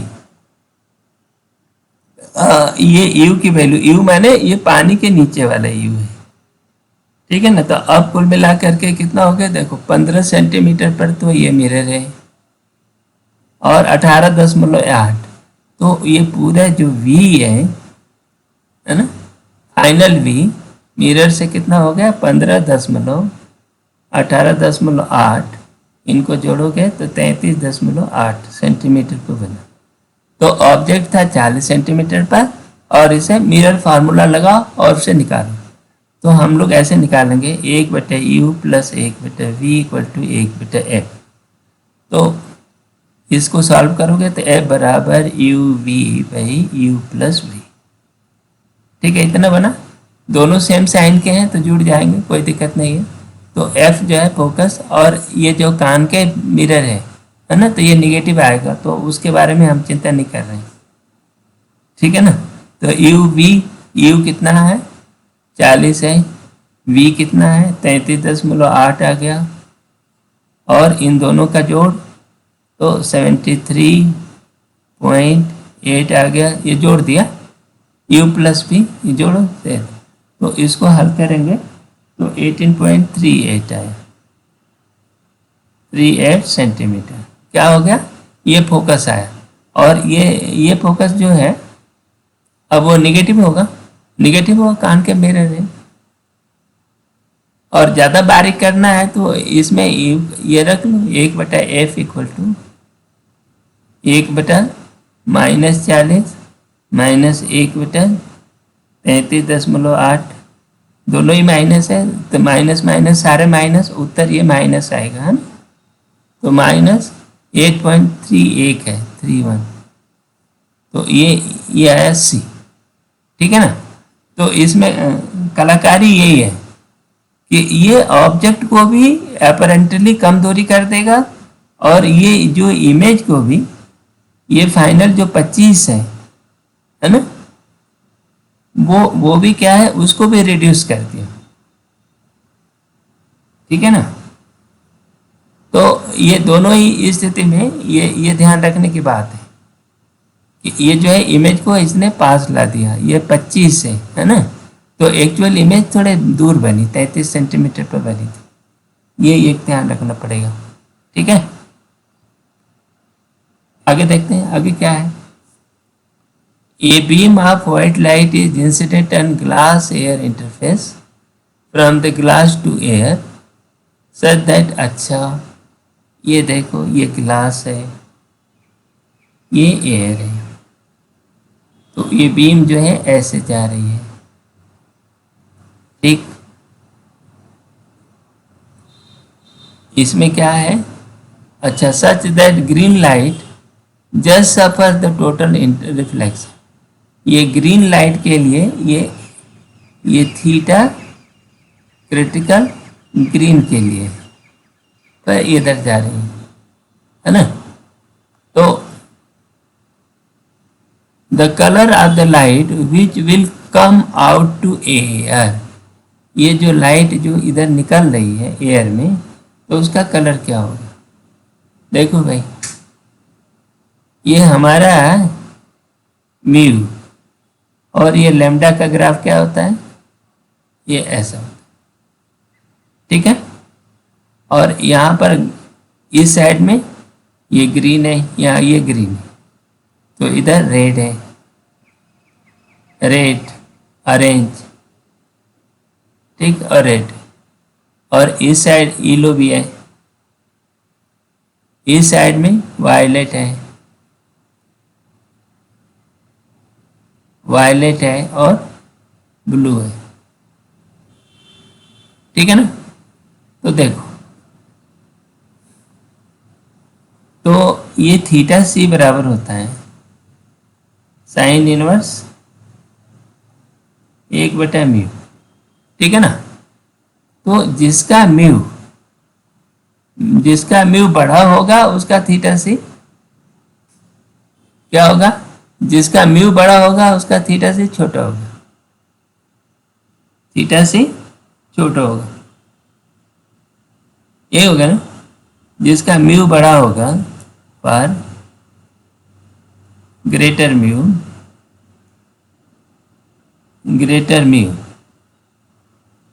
नहीं, थीटा सी इज स्मॉल। मैंने गलत बोल दिया था क्या, म्यू बड़ा तो थीटा स्मॉल, ठीक है ना। तो फिर क्या होगा, और म्यू पर स्मॉलर म्यू, ठीक है ना, थीटा सी इज लार्ज, ठीक। और इसमें निकलेगा कौन, तो जो थीटा सी पर कम पड़ेगा incident ray, if the theta is less than theta C, ये क्या होगा, ट्रांसमिट हो जाएगी, ट्रांसमिट हो जाएगी, ठीक है ना।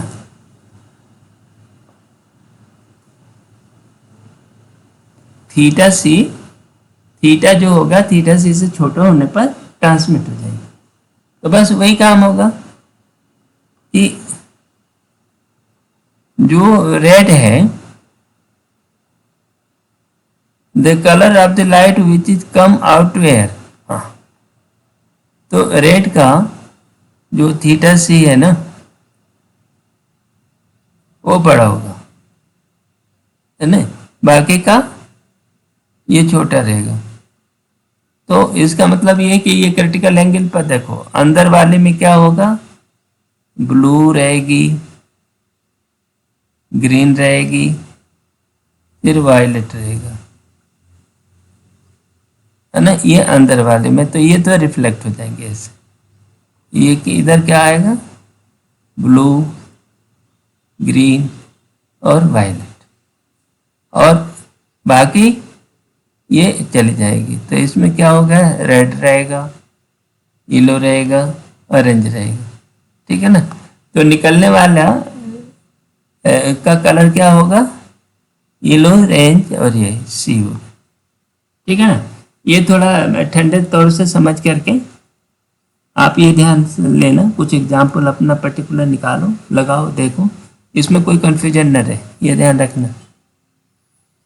ये एक सवाल है, ये सवाल की डिजाइन भी कुछ अजीब तरह का, दो को एक जैसे बना दिया, जैसे ए है और ये है, देखो दोनों एक ही जैसे, वो बनाना कुछ और चाहता होगा, बन गया होगा।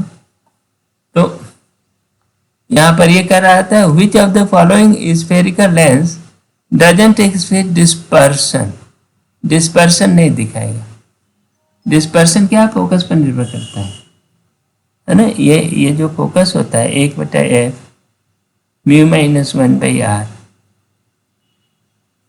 ठीक है ना, r1 ये होता है 1/r1 प्लस 1/r2, ऐसा रहता है ना, या माइनस कर दो, ये जनरल फार्मूला तुम्हारा यही है।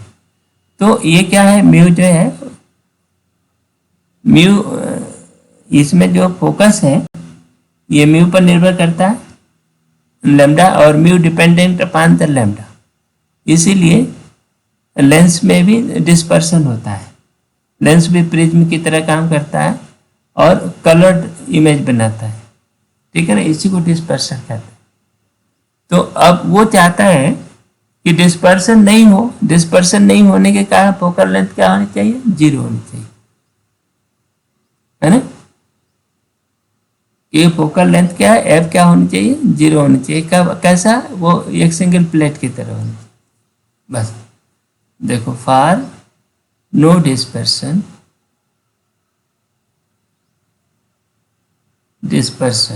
है ना, एफ शुड बी 0।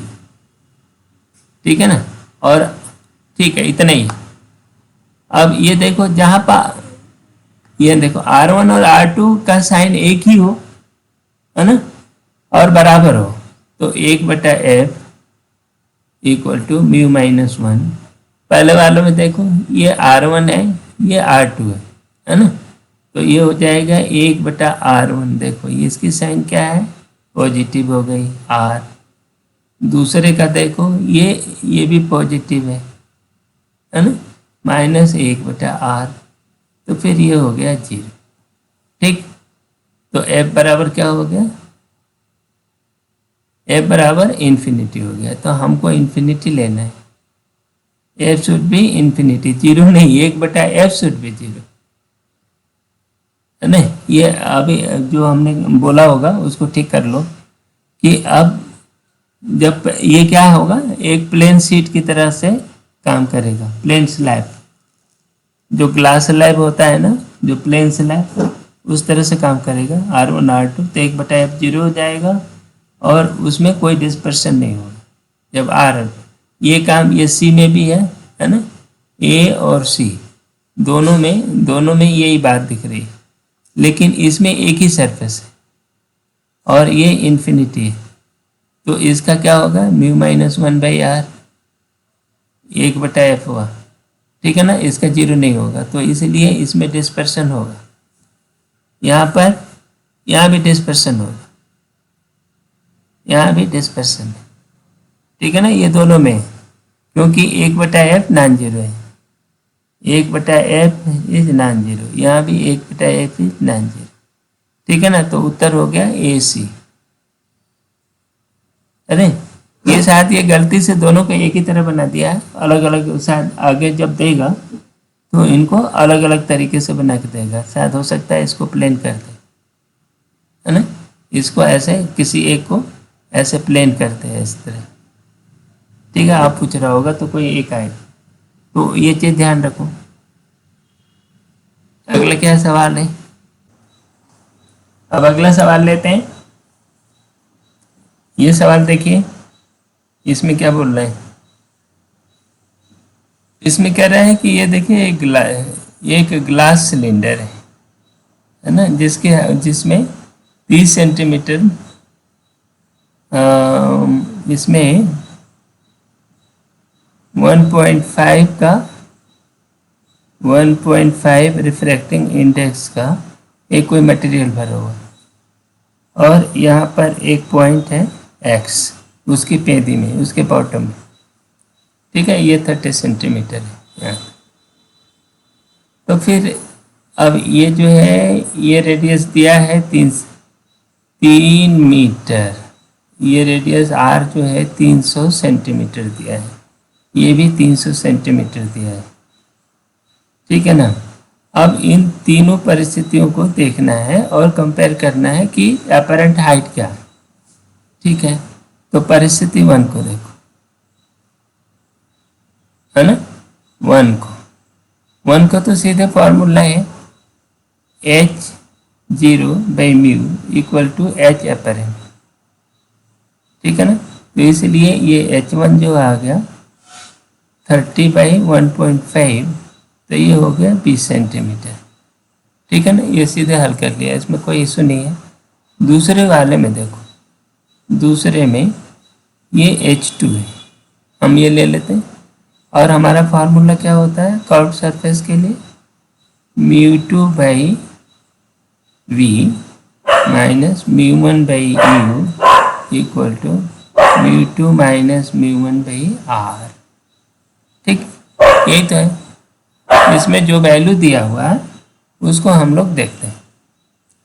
μ2 तो एयर हो गया, 1/H2 दूसरे वाले में, है ना, H2 कितना होगा पता नहीं, और ये माइनस μ1 क्या है,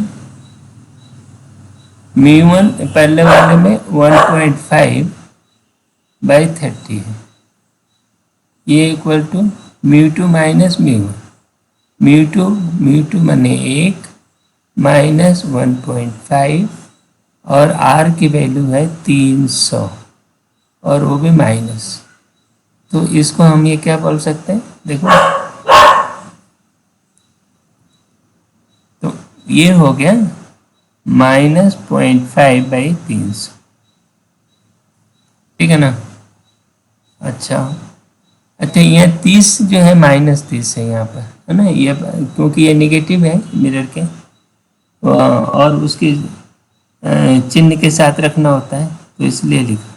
1/H2 आ गया, इधर ले जाओ 0.5/300, इसको ठीक है, इसको रहने देते हैं। नहीं, लेकिन ये गड़बड़ हो गया ना, ये -30 था माइनस, तो ये 0.5/300 हो गया पॉजिटिव। इसको इधर आने दो, तो इसको भी हम कर सकते हैं 15/300 कर देते हैं, है ना, प्लस 0.5/300 होगा क्या? नहीं, ये प्लस है तो ये माइनस आया, तो ये हो गया 14.5/300, ठीक है ना। तो ये H2 की वैल्यू आ गई, ये माइनस आ रहा है, माइनस का मतलब ये पीछे बनेगा, तो ये हो गया 20 दशमलव कुछ 48 शायद है, ये आ गया 20.28 सेंटीमीटर, है ना। और इसी तरह से थर्ड वाले को लो, तो 1/H2 H3 इक्वल टू, उसमें भी कोई दिक्कत नहीं होगी, ये तो वही रहेगा। तो वहाँ पर ये जा कर के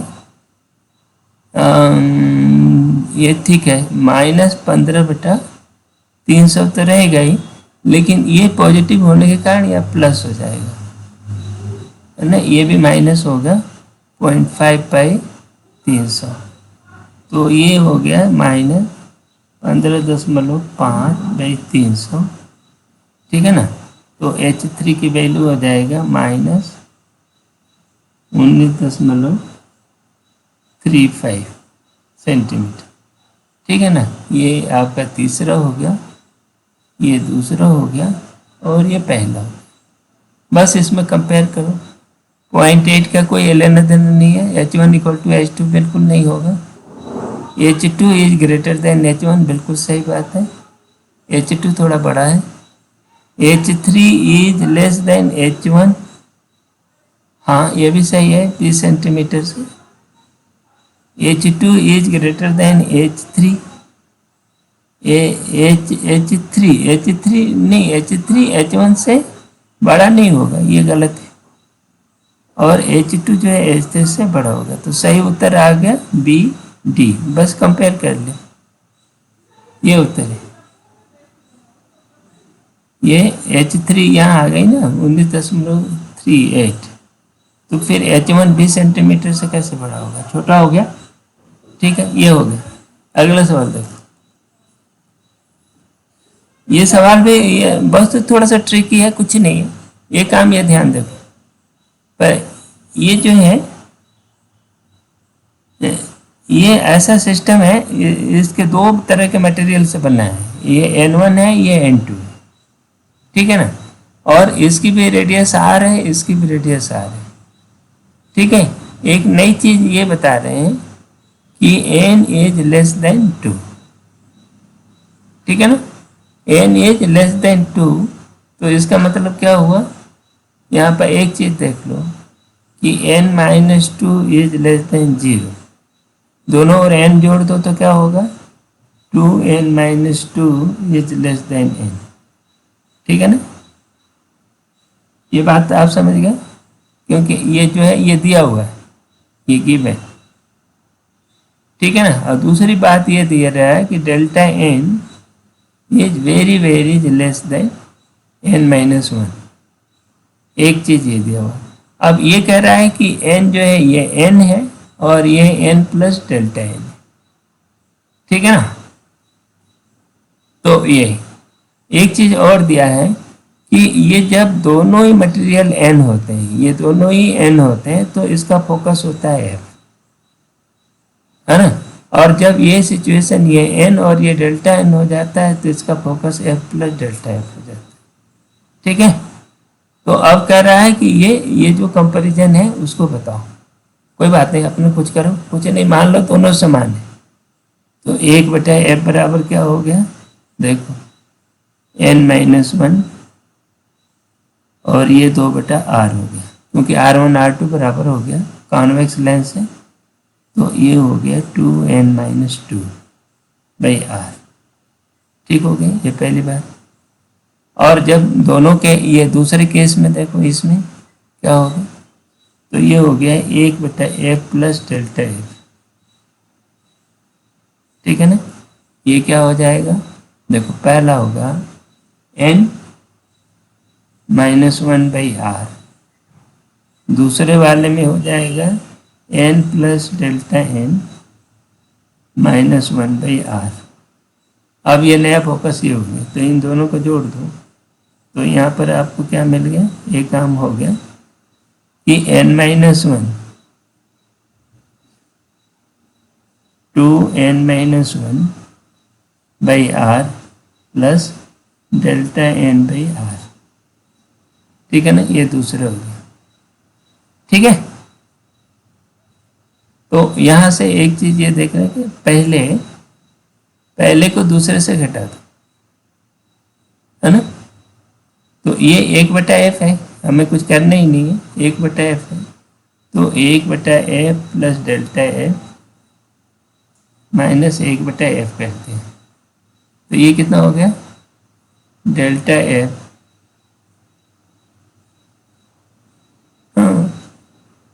minus delta f/f into f plus delta f, ठीक है ना, ये तो घटना है, इक्वल टू डेल्टा n/r। देखो हो गया क्या, ये 2 से ले, इसको हम इधर ले आती है, तो ये, तो इसको हम थोड़ा सा और जमा देते हैं, delta f/f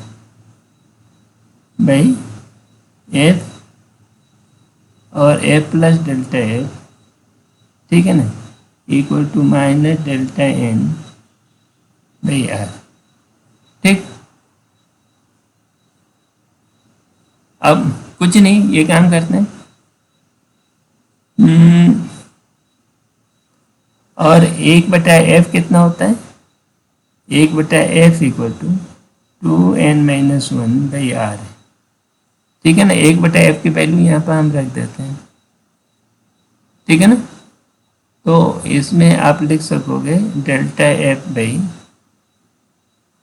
plus delta f, है ना, ये इक्वल टू, और यहाँ पर 2n-2/r equal to minus delta n/r, ठीक है ना।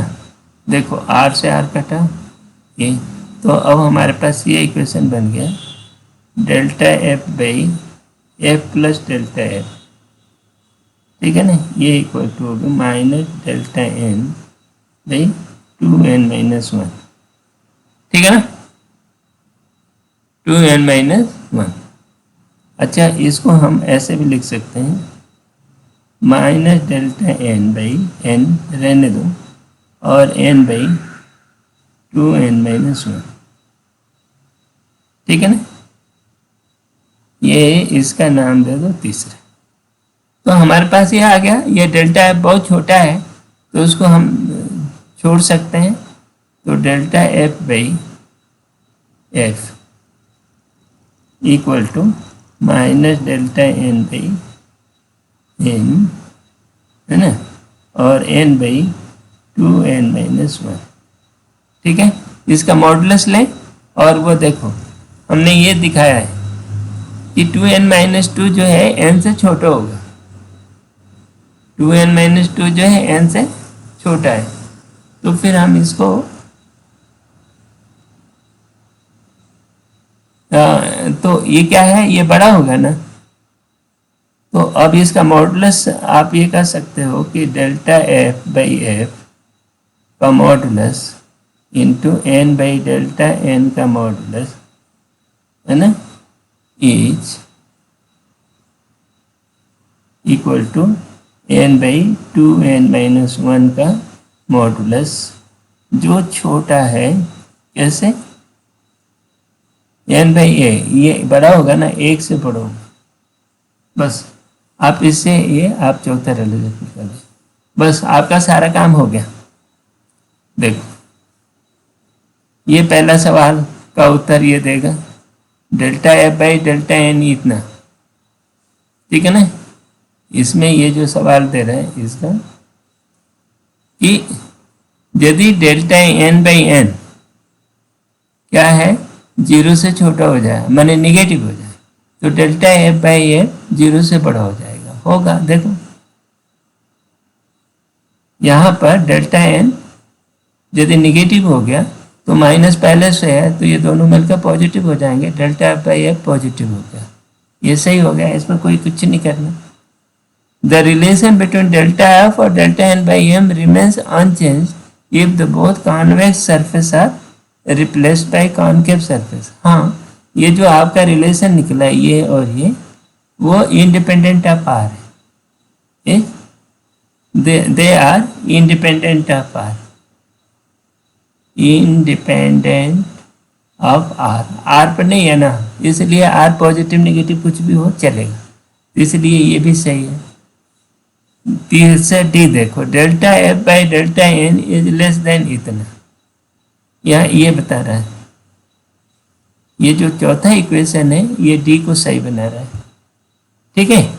और रह गई बात ये है, तो ये सिंपल ये रखना है, एन की वैल्यू रखो, एन इतना हो जाए, डेल्टा एन इतना हो जाए, एफ इतना हो जाए, तो डेल्टा एफ की वैल्यू बताओ, है ना। तो देखो इस इक्वेशन में ये जो हमारा इक्वेशन आया है, ये 1/f equal to delta N by N, ये जो है 3 नंबर उसी में रखना है। क्या रखेंगे, delta F by F equal to delta N minus delta N by कितना, delta N by 2n, 2n minus 1, 2n minus 1 है, 2n माइनस 2 है, ये कहाँ से लाए, हाँ ये 2n माइनस 2 है भाई, 2n माइनस 2 है, ये भी दूर रहेगा, तो ये 2n माइनस 2, ठीक है। अब ये जो वैल्यू रखना है इतना दिया है, तो ये डेल्टा एफ क्या है, डेल्टा एफ इक्वल टू, ये देखो एफ 20 दिया, ये हो गया डेल्टा एन 10 की पावर माइनस 3 हो गया, ठीक है। और 2n माइनस 1, तो 3 माइनस 1 ये 1 हो गया, ठीक है ना। तो अब डेल्टा एफ की वैल्यू कितनी हो गई, ये बिल्कुल सही, देखो जो ये बताना चाहते हैं 0.02 सेंटीमीटर, बस ये इतना है, तो ये सी भी सही है। तो इसमें क्या हो गया, सारा सही हो गया, ए बी सी डी सभी सही है ना। इसको ठंडे से करो, वो हो जाएगा, कुछ नहीं है। इसमें जो सबसे ज़्यादा ट्रिक है वो 2n माइनस 2, ये जो ये है ये इम्पोर्टेंट, ये तुमको तंग करेगा। तो ये इनइक्वालिटी जानो कि n minus 2 is less then 0 दिया हुआ है, ये देखो ये क्या है, ये वाला 1 1 और 2 के बीच में है n, तो n इज लेस देन 2, ये बोल रहा है ना, n minus 2 is less then 0, छोटा है, तो फिर ऐसे में ये इसको आया और यहाँ से ये इनइक्वालिटी है, ठीक है। बस अगले सवाल पर बढ़े, ये शायद इस वीडियो का अंतिम सवाल है, इसको देखो, कुछ नहीं है, सवाल बहुत ही आसान है। ये सवाल में क्या बोल रहे हैं कि ये एक सिलेंडर है, सिलेंडर में 50 सेंटीमीटर की दूरी पर ये रखा हुआ है, ठीक है ना। इसका रेडियस दिया हुआ है, इसका रिफ्लेक्टिंग इंडेक्स 1.5 है, S1 का, दोनों का ही 1.5 है। दोनों का रिफ्रैक्टिंग इंडेक्स इतना दिया हुआ है। कर्वेचर 10 सेंटीमीटर है, इसमें r बराबर 10 दिया है। ठीक है, कोई बात नहीं। अब ये कह रहा है कि फाइनल इमेज कहाँ बनेगी। नहीं, डी कितना दूरी पे है कि ये निकलने वाली रेज पैरेलल हो जाए। ठीक है, पहले की बात देखते हैं, ये कहाँ बनते हैं। इस वाले को देखो, ये 1.5 है और ये 50 सेंटीमीटर की दूरी पर रखा हुआ पॉइंट, ये 10 सेंटीमीटर। तो अब आप क्या लिखोगे, ये 1 है, ये 1 है रिफ्रैक्टिंग इंडेक्स, ये 1.5 है। तो हमारे पास इक्वेशन क्या है, μ2/v minus μ1/u equal to μ2 minus μ1/r। ठीक, अब हम रख लेते हैं μ2/v निकालना है, मतलब ये क्या है, μ2 1/v निकालना है हवा में, माइनस 1.5 माइनस 50, देखो 50 पे है, इक्वल टू अब μ2/μ1 तो माइनस 0.5 माइनस r है ना, तो ये 10 हो गया, तो ये हो गया 0.5/10। ठीक है, ये हो गया। अब ये भी इतना हो गया, तो 1/v कितना हो गया, 1/v बराबर हो गया 1.5/50, इधर जाके नेगेटिव हो गया, और ये जो है प्लस 0.5/10 को हम 2.55 का गुणा कर दिया, 50 कर दिया, तो ये क्या है 1/50 हो गया, तो v बराबर 50।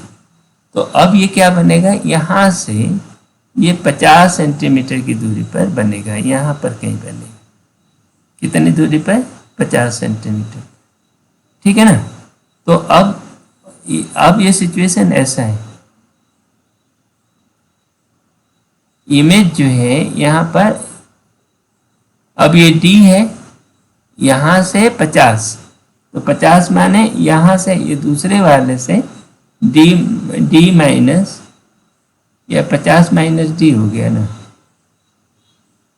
ये 50 माइनस d सेंटीमीटर इधर हो गया, और ये 10 सेंटीमीटर है, बस ये देखो।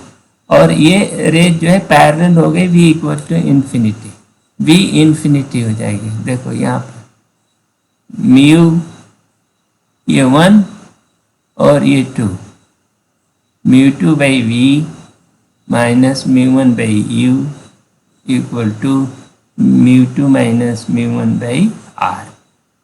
ठीक, अब यहाँ पर रखो, v इन्फिनिटी है तो ये 0 हो गया, तो ये हो गया माइनस μ1, तो यहाँ 1/, ये क्या है 50 माइनस d, तो माइनस 50 माइनस d हो गया। ठीक है ना, ये इक्वल टू μ2, ये कितना हो गया देखो भाई, μ2 1.5, तो 1.5 माइनस 1 माइनस 10, तो ये क्या है 0.5 माइनस 10। ठीक है, तो इसको एक काम करो, 1/2 है तो 1/-20 हो गया। ठीक है ना, तो ये इन दोनों से हल हुआ कि 50 minus d equal to 20, minus minus cut गया, नहीं कुछ गड़बड़ किया क्या, ये प्लस हुआ यार, ये माइनस पहले से था, तो -20। ठीक है ना, तो d बराबर क्या हो गया 70 सेंटीमीटर। ठीक है ना, बस इसी को हल करना। ये पूछ रहा है d कितना है, d कितना रहे कि यहाँ जाकर पैरेलल हो जाए। ठीक है ना, d इक्वल टू 70। ये रहा है इस वीडियो का अंतिम सवाल, और इसी के साथ आर्टिस्ट के जितने भी वो कोर्स में तुम्हारे जितने भी सवाल हैं वो सब खत्म हो गए, है ना। मिलते हैं अगले वीडियो में, अगले चैप्टर में। Thank you very much.